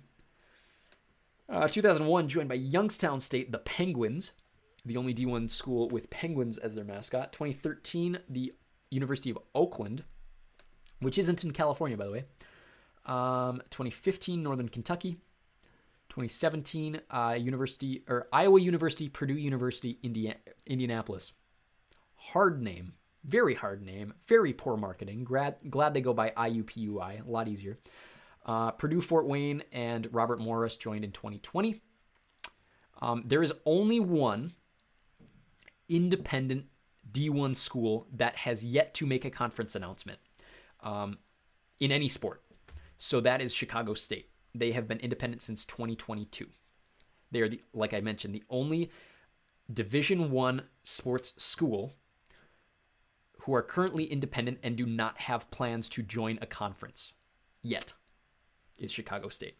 The Ivy League has been the exact same since it was founded as an official conference. The Ivy League has been around forever. That's why they call it the Ivy League. But as an actual sports conference, the original 8 have been that way since 1954. Brown, Columbia, Cornell, Dartmouth, Harvard, Pennsylvania. That's Penn, the University of Pennsylvania, Princeton, and Yale. Metro Atlantic, that's the MAAC, or the MAAC, as I like to call them. 4 original members still there: Fairfield, Iona, Manhattan, and St. Peter's, along with 2 original members, Army and Fordham, who are no longer there. 1989, 3-way expansion with Canisius, Niagara, and Siena. 1997, 2-way expansion with Marist and Ryder. A lot of these are schools that, if you're not from New York or unfamiliar with college basketball, you've probably never heard of them. 2013, Quinnipiac joined them, and just this last season, Mount St. Mary's also joined. Mid-American, that's the MAC, the MAC. I will give Jalen another shout-out. He appreciated my shout-out to Northern Illinois in my last video. So, Jalen, if you're watching, this one's for you and the Huskies. Mid-American Conference has existed since 1946. The only original member still there is the University of Ohio, or Ohio University. They used to be joined by Butler, Cincinnati, Wayne, and Western Reserve. Is that Wayne State? I don't know that. This is now Case Western Reserve University. The following year, expansion with Miami, Ohio, and Western Michigan. Toledo joined in 1950. 51, Kent State. 52, Bowling Green. 71, 2-way expansion with Central Michigan and Eastern Michigan. 1973, Ball State. Waited until 1992 to expand again with Akron. 1997, Northern Illinois. 1998, State University of New York at Buffalo. Mid-Eastern, this is the MEAC, the MEAC. Since 1973, original members: Delaware State, Howard University, and South Carolina State, along with Maryland, East Shore, Morgan State, North Carolina A&T, and North Carolina Central. 1981, we're joined by Eastern Shore again. Yes, so they must have left and come back. 1984, Morgan State left and came back. 1985, Coppin State. 1997, Norfolk State. And 1910, North Carolina Central also left and came back. Am I right? Yes. Missouri Valley has been around since before 1955. The original members were Drake, Iowa, Iowa State, Kansas, Missouri, and Washington, St. Louis. Oldest tenured member, 1955, the Bradley Braves. Following year added Drake, excuse me, I almost said Duke. 1975, Southern Illinois, the Salukis. 1976, Indiana State Sycamores. 1981, Illinois State. 1990, Missouri State. 1991, Northern Iowa. 1994, Evansville. 2017, the Valparaiso Crusaders, who renamed themselves the Valparaiso Beacons. I had a cousin who almost went there.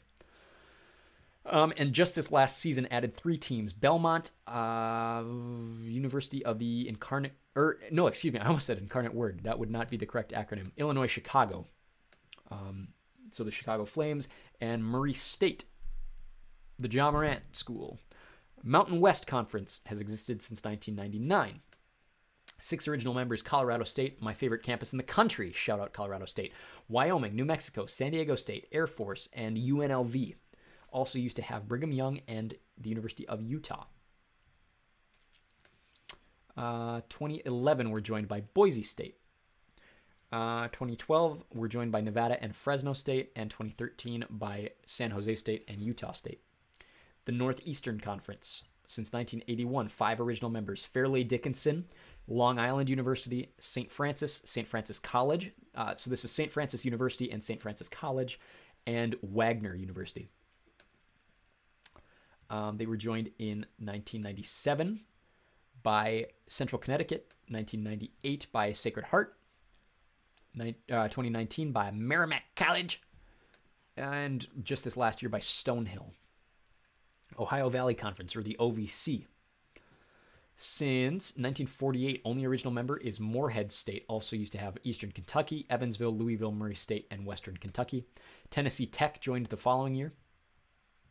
1986, Tennessee State. 1991, Southeastern Missouri. 1992, Martin, University of Tennessee at Martin. 1996, Eastern Illinois. 2008, Southern Illinois University at Edwardsville. And just this last year, a 3-way expansion with Lindenwood, University of Arkansas at Little Rock, and Southern Indiana. Pac-12 is an interesting conference in the sense that they hardly ever have 12 teams there. This coming year will be the first time in a very long time that they've had exactly 12 teams. Is that right? Or do they currently have 12 and they're just replacing them? I can't exactly remember, but I know for a long time it was the Pac-16, and before that, Pac-14, Pac-10. They've been all over the place. For the most part, they've still called themselves the Pac-12, just because it flows better. The original conference had 4 teams, 1915. I can't remember what it was originally called, but California, Oregon State, Oregon, and Washington, all of whom are still there. 1917, 2-way expansion with Washington State and Stanford, followed by a 2-way expansion in 1978 with Arizona and Arizona State. 2011, 2-way expansion, Colorado and Utah, and this coming season we'll have UC Davis and San Diego State join as well. The Patriot League, way out east. Original 5 members still there. 1986, Bucknell, Colgate, Holy Cross, Lafayette, and Lehigh. Most of these, well, not most of these, just 2 of these are hockey schools. 1990, we're joined by Army, still there. Following year, Navy. 2001, American University. 2-way expansion in 13. Most recent was Boston University and Loyola. That is Loyola, Maryland. The SEC won't let me be or let me be me. So let me see. Eminem reference. 1932 was founded with 9 members that are still there. Georgia, Bama, Mississippi, Florida, Auburn, Louisiana State, Kentucky, Vanderbilt, and Mississippi State. As well as Georgia Tech, Sewanee, the University of the South, and Tulane University. The following year, they were joined by Tennessee. Did not have any retained expansion until 1991 with South Carolina and Arkansas. 2012, we're joined by Missouri and Texas A&M, and not this coming fall, but the following fall, we'll be joined, as I mentioned earlier, by Oklahoma and Texas. Horns up, baby. The Southern Conference, not to be confused with the SEC, founded before 1936 with the University of Alabama, Auburn, Clemson, Georgia, Georgia Tech, Kentucky, Mississippi State, North Carolina, Tennessee, Virginia, Virginia Tech, and Washington and Lee University. Oldest tenured members back-to-back, 1936, the Citadel, which is the military college in South Carolina. and Furman, the Furman Paladins. They have a very unique logo. If you've ever seen the, it's like a curved. Oh my gosh, it's dark behind me. That surprised me. It is almost 7 p.m. This is the longest live stream we've ever had. Anyways, it's a diamond with an F in the middle. Very unique logo. 1976, two-way expansion between University of Tennessee at Chattanooga and Western Carolina. 1997, University of North Carolina, Greensboro, and Wofford. I do have a friend that went to Wofford. She played tennis there. 2008, Samford. 2014, three-way expansion, Eastern Tennessee State, Mercer, and Virginia Military Institute. The Keydets. The Southland Conference. Oldest tenured member is McNeese State in 1972. Before that, it was Abilene Christian, Arkansas State, Lamar, Texas Arlington, and Trinity. Northwestern State joined in 1987. Nichols State in 91, 97, Southeastern Louisiana. 2006, Texas A&M, Corpus Christi. Three-way expansion in 13 between Houston Baptist, now Houston Christian, Incarnate Word, and New Orleans. And just this last year added Lamar and Texas A&M Commerce. The Summit League, my conference, baby. Oldest and only original member is Western Illinois, along with Cleveland State, Eastern Illinois, Illinois Chicago, Missouri State, Northern Iowa, Wisconsin Green Bay, and Valpo. We're joined in 2007 by North Dakota and South Dakota states, respectively. University of South Dakota joined in 11. Nebraska Omaha in 12. 13 Denver. 14 Oral Roberts. 2018 University of North Dakota. 2020 University of Missouri Kansas City, the Kangaroos. And 2021 my alma mater, St. Thomas, Minneapolis, or St. Thomas of Minnesota. Sun Belt Conference. Since 1976, two original members, Georgia State and South Alabama, along with Jacksonville, New Orleans, North Carolina, Charlotte, and South Florida. 1982, Old Dominion. 1991, Arkansas State, along with Louisiana University, the Ragin' Cajuns. 2005, Troy. 2006, Louisiana Monroe. 2013, Texas State. 2014, App State and Georgia Southern. 2016, Coastal Carolina University. And just this last year added three teams, the James Madison Dukes, the Marshall Thundering Herd, and Brett Favre's school, Southern Mississippi. Southwestern. There are a lot of conferences. I'm glad that you guys are sticking around. One original member, Prairie View, 1920, along with Bishop, Huston Tillotson, Paul Quinn, Texas College, and Wiley, all of whom I've never heard of. 1935, they were joined by Southern University. 1954, Texas Southern. 1958, two-way expansion with Jackson State and Grambling State. 62, Alcorn State. 68, Mississippi Valley State, the Delta Devils. I always get Mississippi and Missouri Valley confused, so if I said that incorrectly, I do apologize. Alabama State in 82. University of Alabama at Arkansas Pine Bluff, 1997. 1999, Alabama A&M. And in 21, added both Bethune-Cookman and Florida A&M. Two more, I believe. Yep, almost done. Western Athletic Conference, founded with Arizona, Arizona State, Brigham Young, New Mexico, Utah, and Wyoming. Oldest tenured member is Seattle, who joined in 2012. I mentioned this is my wife's conference. She went to GCU. They joined along with Texas Rio Grande Valley in 13 and Utah Valley. 2018, they added California Baptist. This is also known as the Christian Conference, by the way, or the Baptist Conference. 2020, Tarleton and Utah Tech. Abilene Christian and Stephen F. Austin in 2021. And just this last year added Southern Utah, Utah Tech is the old Dixie State, Utah Tech, but just this last year, Texas, Arlington, and Southern Utah. And last but not least, the West Coast Conference, founded in 52, three original members, St. Mary's, San Francisco, and Santa Clara, along with San Jose State. 55 were added Loyola Marymount, and Pepperdine, another school I considered. I considered a lot of schools, and I didn't go to a single one. 76 were joined by Portland University, not Portland State, but Portland University. 79 two-way between Gonzaga and San Diego University. University of San Diego, and 2013 University of the Pacific. And last but not least on this very, very long sheet, bowls. This, when it's finished, will be a complete history of every college football bowl and who won and who lost. Right now, of the active bowls, you have the Alamo Bowl. This last year, Washington beat Texas. We'll just go through this last year. The Arizona Bowl, Ohio beat Wyoming. Air Force beat Baylor in the Armed Forces Bowl. UAB beat Miami in the Bahamas Bowl. East Carolina beat Coastal Carolina in the Birmingham Bowl. Toledo beat Liberty in the Boca Raton Bowl. Buffalo beat Georgia Southern in the Camellia Bowl. Florida State beat Oklahoma in the Cheez-It Bowl. LSU beat Purdue in the Citrus Bowl. Tulane beat USC in the Cotton Bowl. Troy beat UTSA in the Cure Bowl. Maryland beat North Carolina State in the Duke's Mayo Bowl. Eastern Michigan beat San Jose State in the famous Idaho Potato Bowl. Louisville beat Cincinnati at the very first Fenway Bowl.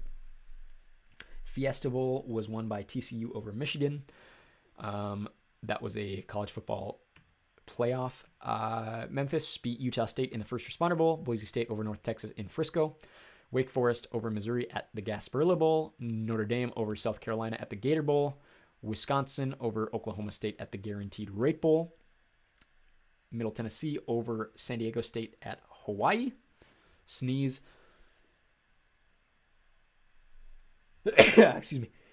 One more. Okay. Oregon over North Carolina at the Holiday Bowl. Houston over Louisiana at the Independence Bowl. Fresno State over Washington State at the LA Bowl. Oregon State over Florida at the Las Vegas Bowl. I keep saying Lost Vegas. I've never done that in my life. I have no idea why that's coming across today. Brett Favre beat Rice at the Lending Tree Bowl. Arkansas beat Kansas at the Liberty Bowl. Duke beat Central Florida at the Military Bowl. Iowa beat Kentucky at the Music City Bowl. Marshall beat Connecticut at the Myrtle Beach Bowl. Brigham Young beat Southern Methodist at the New Mexico Bowl. Western Kentucky beat South Alabama at the New Orleans Bowl. Tennessee beat Clemson at the Orange Bowl. Georgia beat Ohio State at the Peach Bowl. That was also a college football semifinal. Minnesota beat Syracuse at the Pinstripe Bowl. New Mexico State beat Bowling Green at the Quick Lane Bowl. Mississippi State over Illinois at the ReliaQuest Bowl. Penn State over Utah at the Rose Bowl. Alabama beat Kansas State fairly handily at the Sugar Bowl.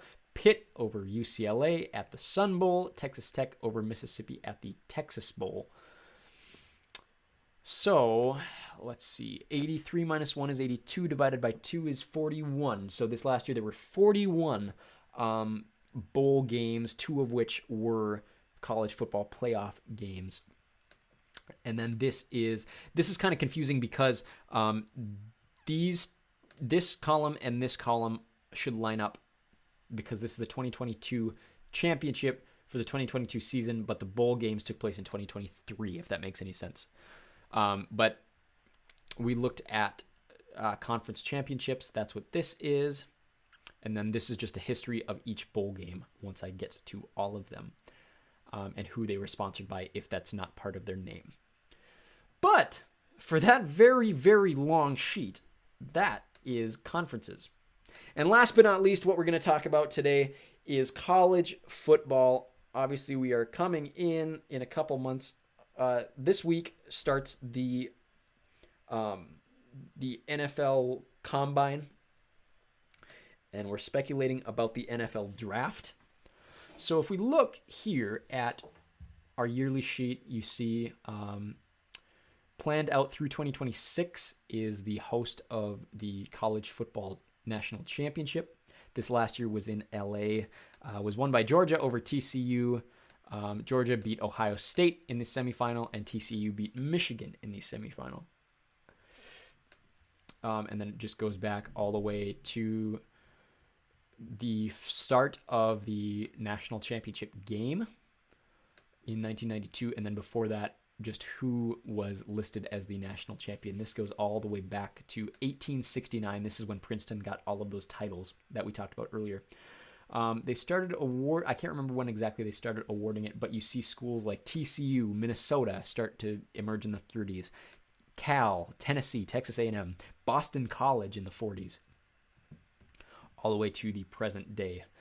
And my Texas sitting pretty comfortably they lost in 2010, but they won in 2006.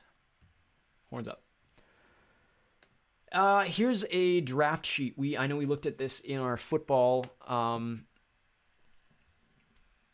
overall football live stream a couple weeks ago, or that was a long time ago, actually. That was over a month ago. But this just shows the first overall pick every year, and then notable quarterback selections. So this last year, Trayvon Walker, the defensive end from Georgia, was selected first overall by the Jaguars. Notable quarterback drafts: Kenny Pickett at number 20 from Pitt, Desmond Ridder at number 74 from Cincinnati, Malik Willis from 86 from Liberty, Bailey Zapp at 137 from Western Kentucky, Skylar Thompson, 247 from Kansas State, and Brock Purdy, Mr. Irrelevant, 262 from Iowa State. These are all quarterbacks who have started or played a prominent role in a game for their team, or just names that I would recognize if I saw them just sitting there. Definitely from my perspective, not really anybody else's. I like looking back and seeing other draft classes. So a little bit about me. Most of you are probably at this age, but if you're younger than me, then you are soon to come up on this age. But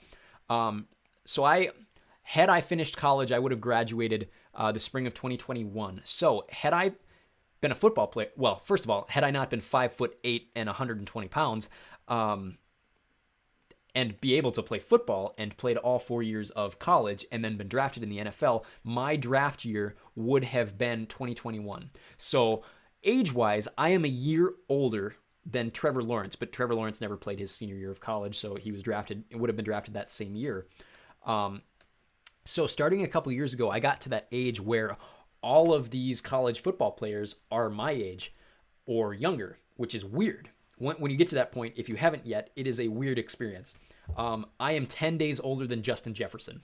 I am older than Jamar Chase. I am older than all of these guys. I'm a year older than Zach Wilson. It's weird to see guys that are my age or just a little younger, being the stars of the show now. Something that, when I was little, that was a dream of mine. Obviously, genetics had a different story, and now I'm making YouTube videos. But seeing that over the last couple of years, it's fascinating to me just to see guys my age or younger starting to own the league. I see that in other leagues too, with guys like Elias Pettersson for the Vancouver Canucks hockey team, or Luka Doncic. He and I are the same age. Guys like that. It's cool to see that my age is starting to own the various leagues. But you look at historical draft classes, right? Let's look at 2009. Matthew Stafford. That was the year it was suck for Stafford. So the 0-16 Lions got to pick up Matthew Stafford first overall. They could have also chosen Mark Sanchez or Josh Freeman or Curtis Painter. Probably the right choice. Sam Bradford went first overall the next year. They could have also chosen Tim Tebow or Colt McCoy. Probably went with the right pick. Cam Newton went first overall in 11. Other guys that year were Jake Locker, Blaine Gabbert, Christian Ponder, Andy Dalton, Colin Kaepernick, and Tyrod Taylor. The following year, Andrew Luck. Robert Griffin III went second. Tannehill went 8th. Osweiler went 57th. Russell Wilson went 75th. Imagine Russell Wilson. Well, Russell Wilson pre this last season with the Broncos. How he matches up against other guys, then going 75th overall. Nick Foles at 88. Kirk Cousins was drafted the same year as Robert Griffin III. Same team, but 102nd overall. And he's probably the best of them all who's still playing. Eric Fisher was a tackle, but first overall quarterback that year that really made a difference E.J. Manuel for the Bills, 16th overall. Geno Smith went 39th overall. Mike Glennon, 73rd overall. 2014, Blake Bortles, 3rd overall. Johnny Manziel, 22nd. Teddy Bridgewater, 32nd. Derek Carr went 36th overall. Jimmy Garoppolo went 62nd overall. The following year, Jameis Winston, 1st overall, over Marcus Mariota. Probably the right choice long term. That was when I got to that age where it was like, now I can analyze stuff like this. I was very, not upset because I didn't really care. Like, I'm not a Titans fan or a Buccaneers fan, but like, I was very confused why they went with Winston over Mariota. I thought Mariota was the better quarterback, in my opinion. Obviously the right choice. Sean Mannion, 89th overall. Brett Hundley, 147th overall. Trevor Siemian, 250th overall. The next year, Jared Goff went over Carson Wentz. As someone familiar with North Dakota State football, like, it was weird that Carson Wentz was 2nd overall. Probably weird for a lot of people that he was 2nd overall. Jacoby Brissett, 91st overall. Dak Prescott went 135th overall. Carson Wentz and Jared Goff went over Dak Prescott by a significant margin. Brandon Allen, 201. Jeff Driscoll, 207. The following year, Myles Garrett was 1st overall. Mitch Trubisky went 2nd. Patrick Mahomes went 10th. Patrick Mahomes went 10th behind Mitch Trubisky and Myles Garrett. Granted, he does have a lot of weapons surrounding him, but imagine if the Browns were able to develop a player like Patrick Mahomes. How does that feel, Browns fans? Granted, like I said, a lot of other aspects to developing Mahomes as a player that worked for the Chiefs that may not have worked for Cleveland. But just remember, Cleveland chose Myles Garrett and then the following year, Baker Mayfield over Patrick Mahomes. Deshaun Watson went 12th. Deshaun Kaiser went 52nd. CJ Beathard went 104. The following year, Baker Mayfield, 1st overall. Sam Darnold, 3rd. Josh Allen, 7th. Josh Rosen, 10th. Lamar Jackson went 32nd overall. Mason Rudolph went 76th overall. 2019, Murray, 1st overall, over Daniel Jones at 6. Dwayne Haskins, the late Dwayne Haskins, at 15. Drew Lock at 42. Gardner Minshew at 178. Following year, Joe Shiesty, 1st overall. Tua went 5th. Herbert went 6th. That was surprising to me at the time. Jalen Hurts went 53rd overall. The next year, that would have been my year. I keep saying that as if I were a football player. I'm not. Trevor Lawrence, 1st overall. Zach Wilson, 2nd overall. Trey Lance, 3rd overall. Good year for quarterbacks. Justin Fields, 11. Mac Jones, 15. Davis Mills, 67. Sam Ehlinger, 218. Then we mentioned this last year. So, looking forward to the draft in April. This is just where things are looking right now. You assume Bryce Young is the top-ranked quarterback. I would put him over, what's his name, from Ohio State? It's eluding me right now. But I would say Bryce Young is probably the 1st overall quarterback that's selected. Now, the question is, what do the Bears do with their 1st overall pick? Because the Bears kind of lucked into it, right? Last week of the season, Houston blows it. Houston had the 1st overall pick. They blow it away. Now Houston has the 2nd overall pick. Bears don't need a quarterback. Fields is a pretty safe bet as a weapon behind center.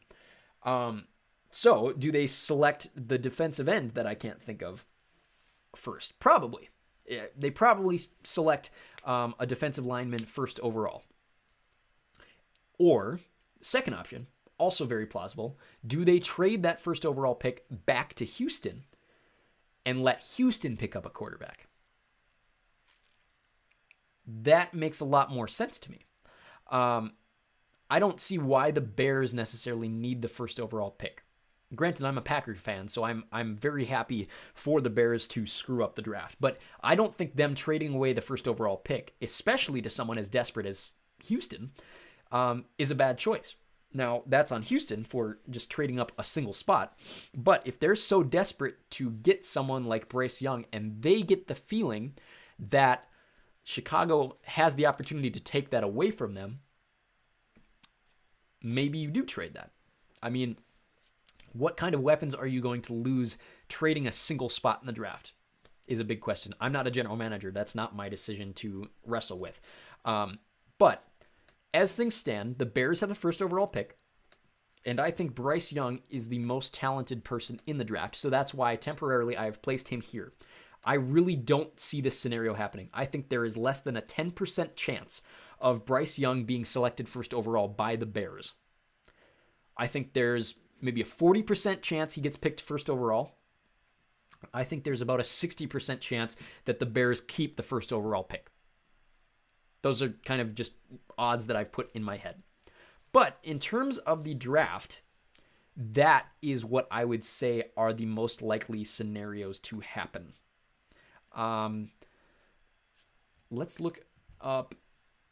Let's see. We had the NFL draft pulled up here. Here's a mock draft. This is what CBS Sports has as their mock up. Bears stockpile picks for future. So maybe you trade that away for future picks. Okay, you have. This is to Indianapolis. Okay, so this is very interesting. So, their mock draft shows Indianapolis trading up to the Bears to get Bryce Young first overall. Second, Stroud is the one I was thinking of from Ohio State. C.J. Stroud going second by Houston. Houston needs a quarterback. Question is, do they trade up for it, or do they just stay satisfied with the second overall pick? Jalen Carter is the defensive lineman who might also go first overall. Here they have Arizona in third. Then you have the dropped down trade, Indianapolis trading their fourth pick for the first pick. Then the Bears taking an edge rusher in Will Anderson. Something is wrong with my voice today, where I am turning S's into STs. You saw it with the Las Vegas. You are seeing it with Will Anderson. And I apologize, because that is very unprofessional. But Will Anderson Jr., from Alabama, Jr., is an edge rusher who Chicago could very, very likely take with a trade with Indianapolis. This makes more sense than anything I put out.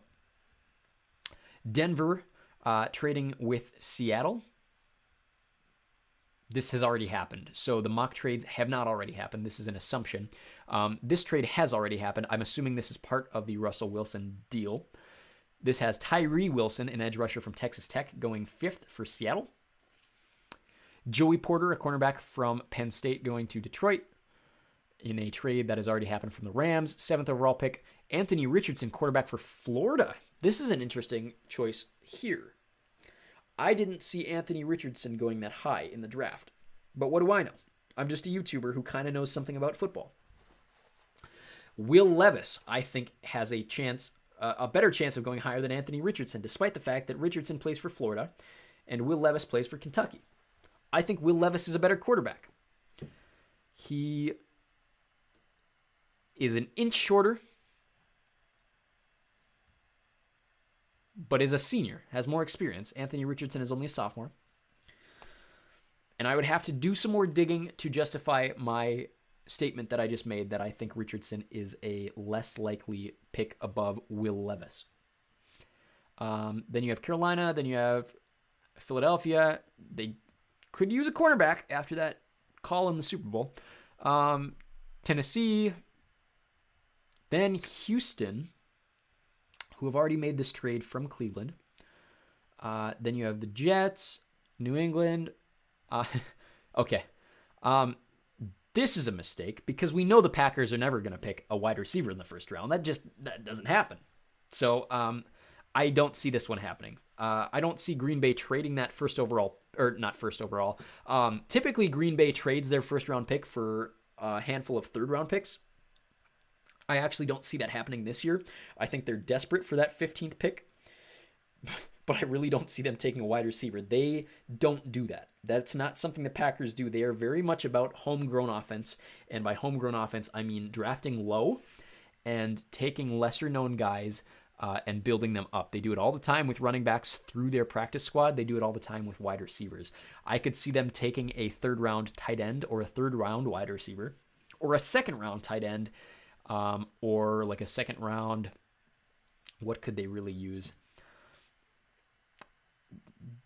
Some kind of defensive linebacker or lineman, maybe. Tackles are really important to the Packers right now, I think. We'll see. It all depends on next year with Rodgers, but it does every year, doesn't it? It's kind of part of being a Packer fan. Anyways, Washington 16, Pittsburgh 17, Detroit 18, mock trade, Atlanta with Tampa Bay. Could very likely happen. I could definitely see that happening. Tampa Bay doesn't need 2 first-round picks. Seattle at 20, LA at 21, Baltimore at 22, Minnesota at 23, picking up a cornerback. I don't think that's a bad choice. I think that's a pretty solid choice right there. Michael Myers, the murderer from Notre Dame for Jacksonville. Jackson Smith Njigba from Ohio State. I just butchered his last name, but it's kind of cool to spell. Giants have the 25th pick. Dallas is the 26th pick. Buffalo 27. Cincinnati 28. New Orleans with a trade from San Francisco at 29.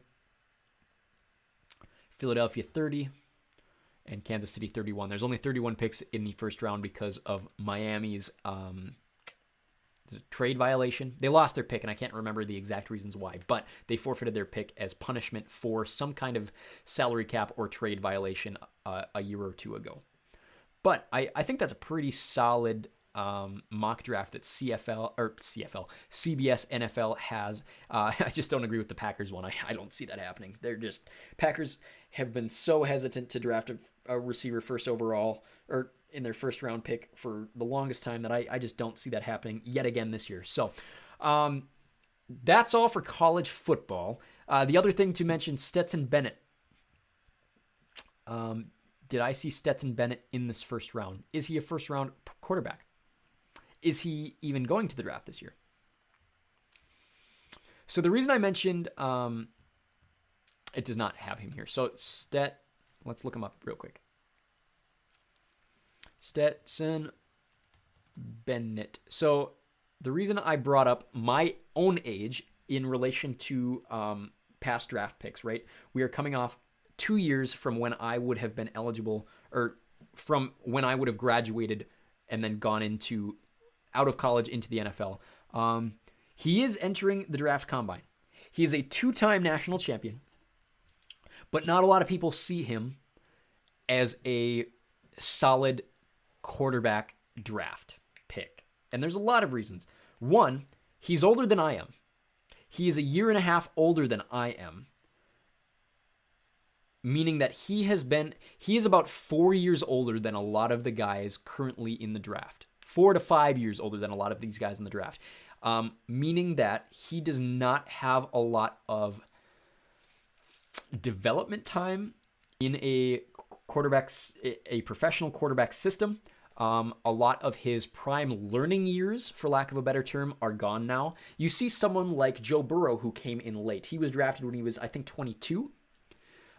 He is now also like 25, 26 years old, but was drafted early enough where he had the time to grow into that system. Stetson Bennett, coming into the league this season, will celebrate his 26th birthday.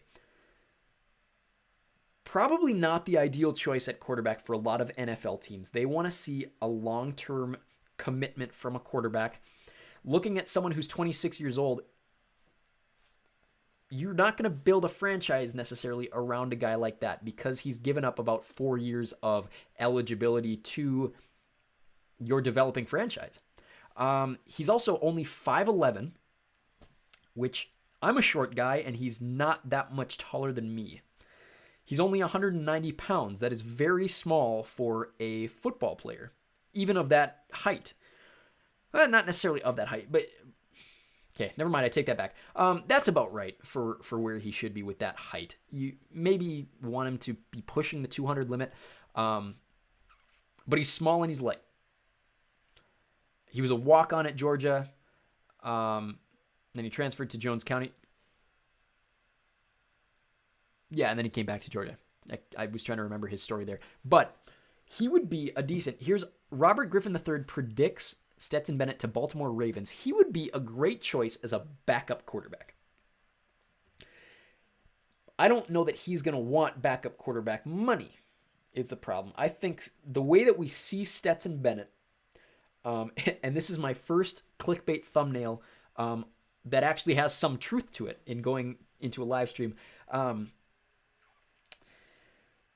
What to say about Stetson Bennett here that I didn't just already say. I don't know the guy. I'm making assumptions based on his media persona that has come off in the last 2 years of him winning a national title at age 24 and 25. He's very full of himself. He has the right to be. He's one of the most successful college quarterbacks in a very long time. I don't see him being comfortable, or I don't see him being satisfied with backup quarterback money and going as low as he probably will in the draft. But I understand why he will go so low in the draft. So it's very up in the air. If a team wants to develop their offense around a 26-year-old quarterback, that's up to them. But if I were the general manager or even the head coach of a professional football franchise, I would not want to put my eggs in the basket of someone who is 4 years older and with 4 years less development time than almost every other quarterback in the draft. Will he go second round? Possibly. Possibly very likely. But Stetson Bennett, I think, is a third round or later pick in this year's draft. I think it is... He is well past his prime development years. I think he has something to give for the NFL, but I don't see a franchise being built around him the way that other draft picks would be. Someone like Young or Stroud or any of those guys. I see him being very, very pushed out late into the draft. That's Stetson Bennett. That's all for football. We've been going at this for about 2 hours, the longest live stream we've ever done, so we won't be doing questions today. We also didn't really have any questions to go over today. But the last thing to discuss is the men's national basketball tournament. So we'll go back to the AP college basketball rankings. So March Madness is in about 2.5 weeks. Houston... very hot team, 27-2. They play in the American, which for the most part is a less competitive conference than the ones that you would typically think of, like the Big 10, Big 12, SEC, ACC. Even the Big East is a very good basketball conference. The American, less so. I'm looking here at the top 25. They are the only team in their conference to be in the top 25 right now. Does that make them, at 27-2, does that make them the top choice for the top... What am I trying to say here? Are they going to get a number one seed in the tournament? The big dance? Yes. On their current pace, yes. If they stay as good as they are, if they only lose 1 or 2 more games the rest of the season, including win their tournament, which they probably will. Like I said, the American isn't that competitive compared to other conferences. If Houston can pull that off, then yes, I think they are almost guaranteed one of the number one seeds in this year's men's basketball tournament. Do I see them going first overall? No. If Kansas wins the Big 12 tournament, I think Kansas is easily the number one overall seed. They are number 3 right now in the country, 24-5. They are well, don't miss out, get the morning wire. They are well above any of the other Big 12 teams right now. You're looking at Baylor at 21-8. You're looking at Texas at 22-7. Texas would be their only challenge. And like I mentioned earlier, as a Longhorns fan who has been watching this entire basketball season pretty religiously for the first time ever, They are a very inconsistent team, and I don't think Kansas State, even at 22-7, matched with Texas, is as big a competitor as Texas. I might be biased in that statement. I think Texas is the biggest competitor to Kansas, the University of Kansas, in the Big 12 tournament. But I don't see Texas winning the Big 12 tournament. If Texas wins the Big 12 tournament, I will do something on a live stream that I haven't decided yet, out of sheer joy. If Texas wins the Big 12, they're not getting a number 1 overall seed. If Kansas does, I think they're the first overall seed in the entire tournament. They are also the defending champions, which helps. I don't see Alabama. This is a hot take. This is a very hot take. 21-8, 25-4. Okay, never mind. I just changed my mind. However, they hardly beat Arkansas. I want to say that I don't see any way Alabama gets a number 1 overall seed. Alabama is not a basketball school. Granted, they're number 2 in the country right now and well above every other team in the SEC. If they win the SEC tournament, do I see them going as a number 1 seed? No. I think Alabama is at the highest a number 2 seed. I know that they're ranked number 2 right now, but I don't see Alabama getting a number 1 seed, even if they win the SEC tournament. UCLA, I think, absolutely gets a number 1 seed. It's UCLA. They're also a Pac-12 team. They're well ahead of Arizona, or not well ahead, actually. It's very close. But Arizona just lost a nail-biter to Arizona State. If UCLA wins the Pac-12 tournament, which I think they will pretty handily, I see them definitely being a number 1 seed. That leaves 1 up in the air. Right? Am I wrong? No, there might be 2 more. I see Gonzaga being a number 1 seed. It's Gonzaga. The other one is up in the air. Maybe it goes to Alabama, but I really don't see Alabama getting a number 1 overall seed. So, that's me putting my 2 cents down as someone who knows a little bit about college basketball and analyzes it as much as I possibly can. But with that statement, with that controversial statement, the second thing that I've said this week to piss off Alabama fans. First of all, thanks to the 250 people who clicked on to the college sports or college football teams quiz that I did, which is now my most watched video. Props to everyone who clicked on it because they saw that I named Alabama Arizona and got really upset by it. I was really proud of that. That is one of those clickbait thumbnails that has worked.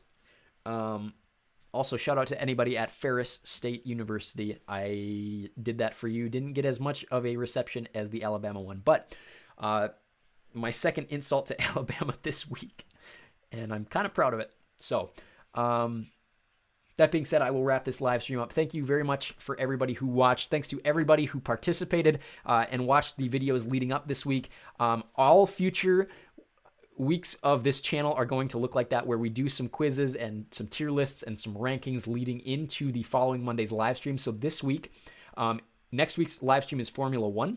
So starting tomorrow, you're going to see Formula 1 content, racing content, that sort of thing. I know there's a video where we rank this year's car designs, the liveries.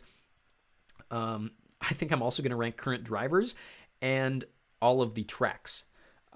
Those have not yet been recorded, but I will record them this week. But at least 3 videos coming this week on Formula 1 ahead of next week's live stream. And then the following week, we'll be talking about the Oscars ahead of the Academy Awards this year. But in terms of college sports, we will return to this topic in a few months. Thank you very much for everybody who's been looking forward to this video. For those who watch live and for those who watch in the future, thank you very much. For those who did watch live or were anticipating it, I do apologize for being late this week. Again, family emergency is always much more important than something like this. So thank you very much. Like, share, subscribe. We will see you very, very soon. Go Battlehawks.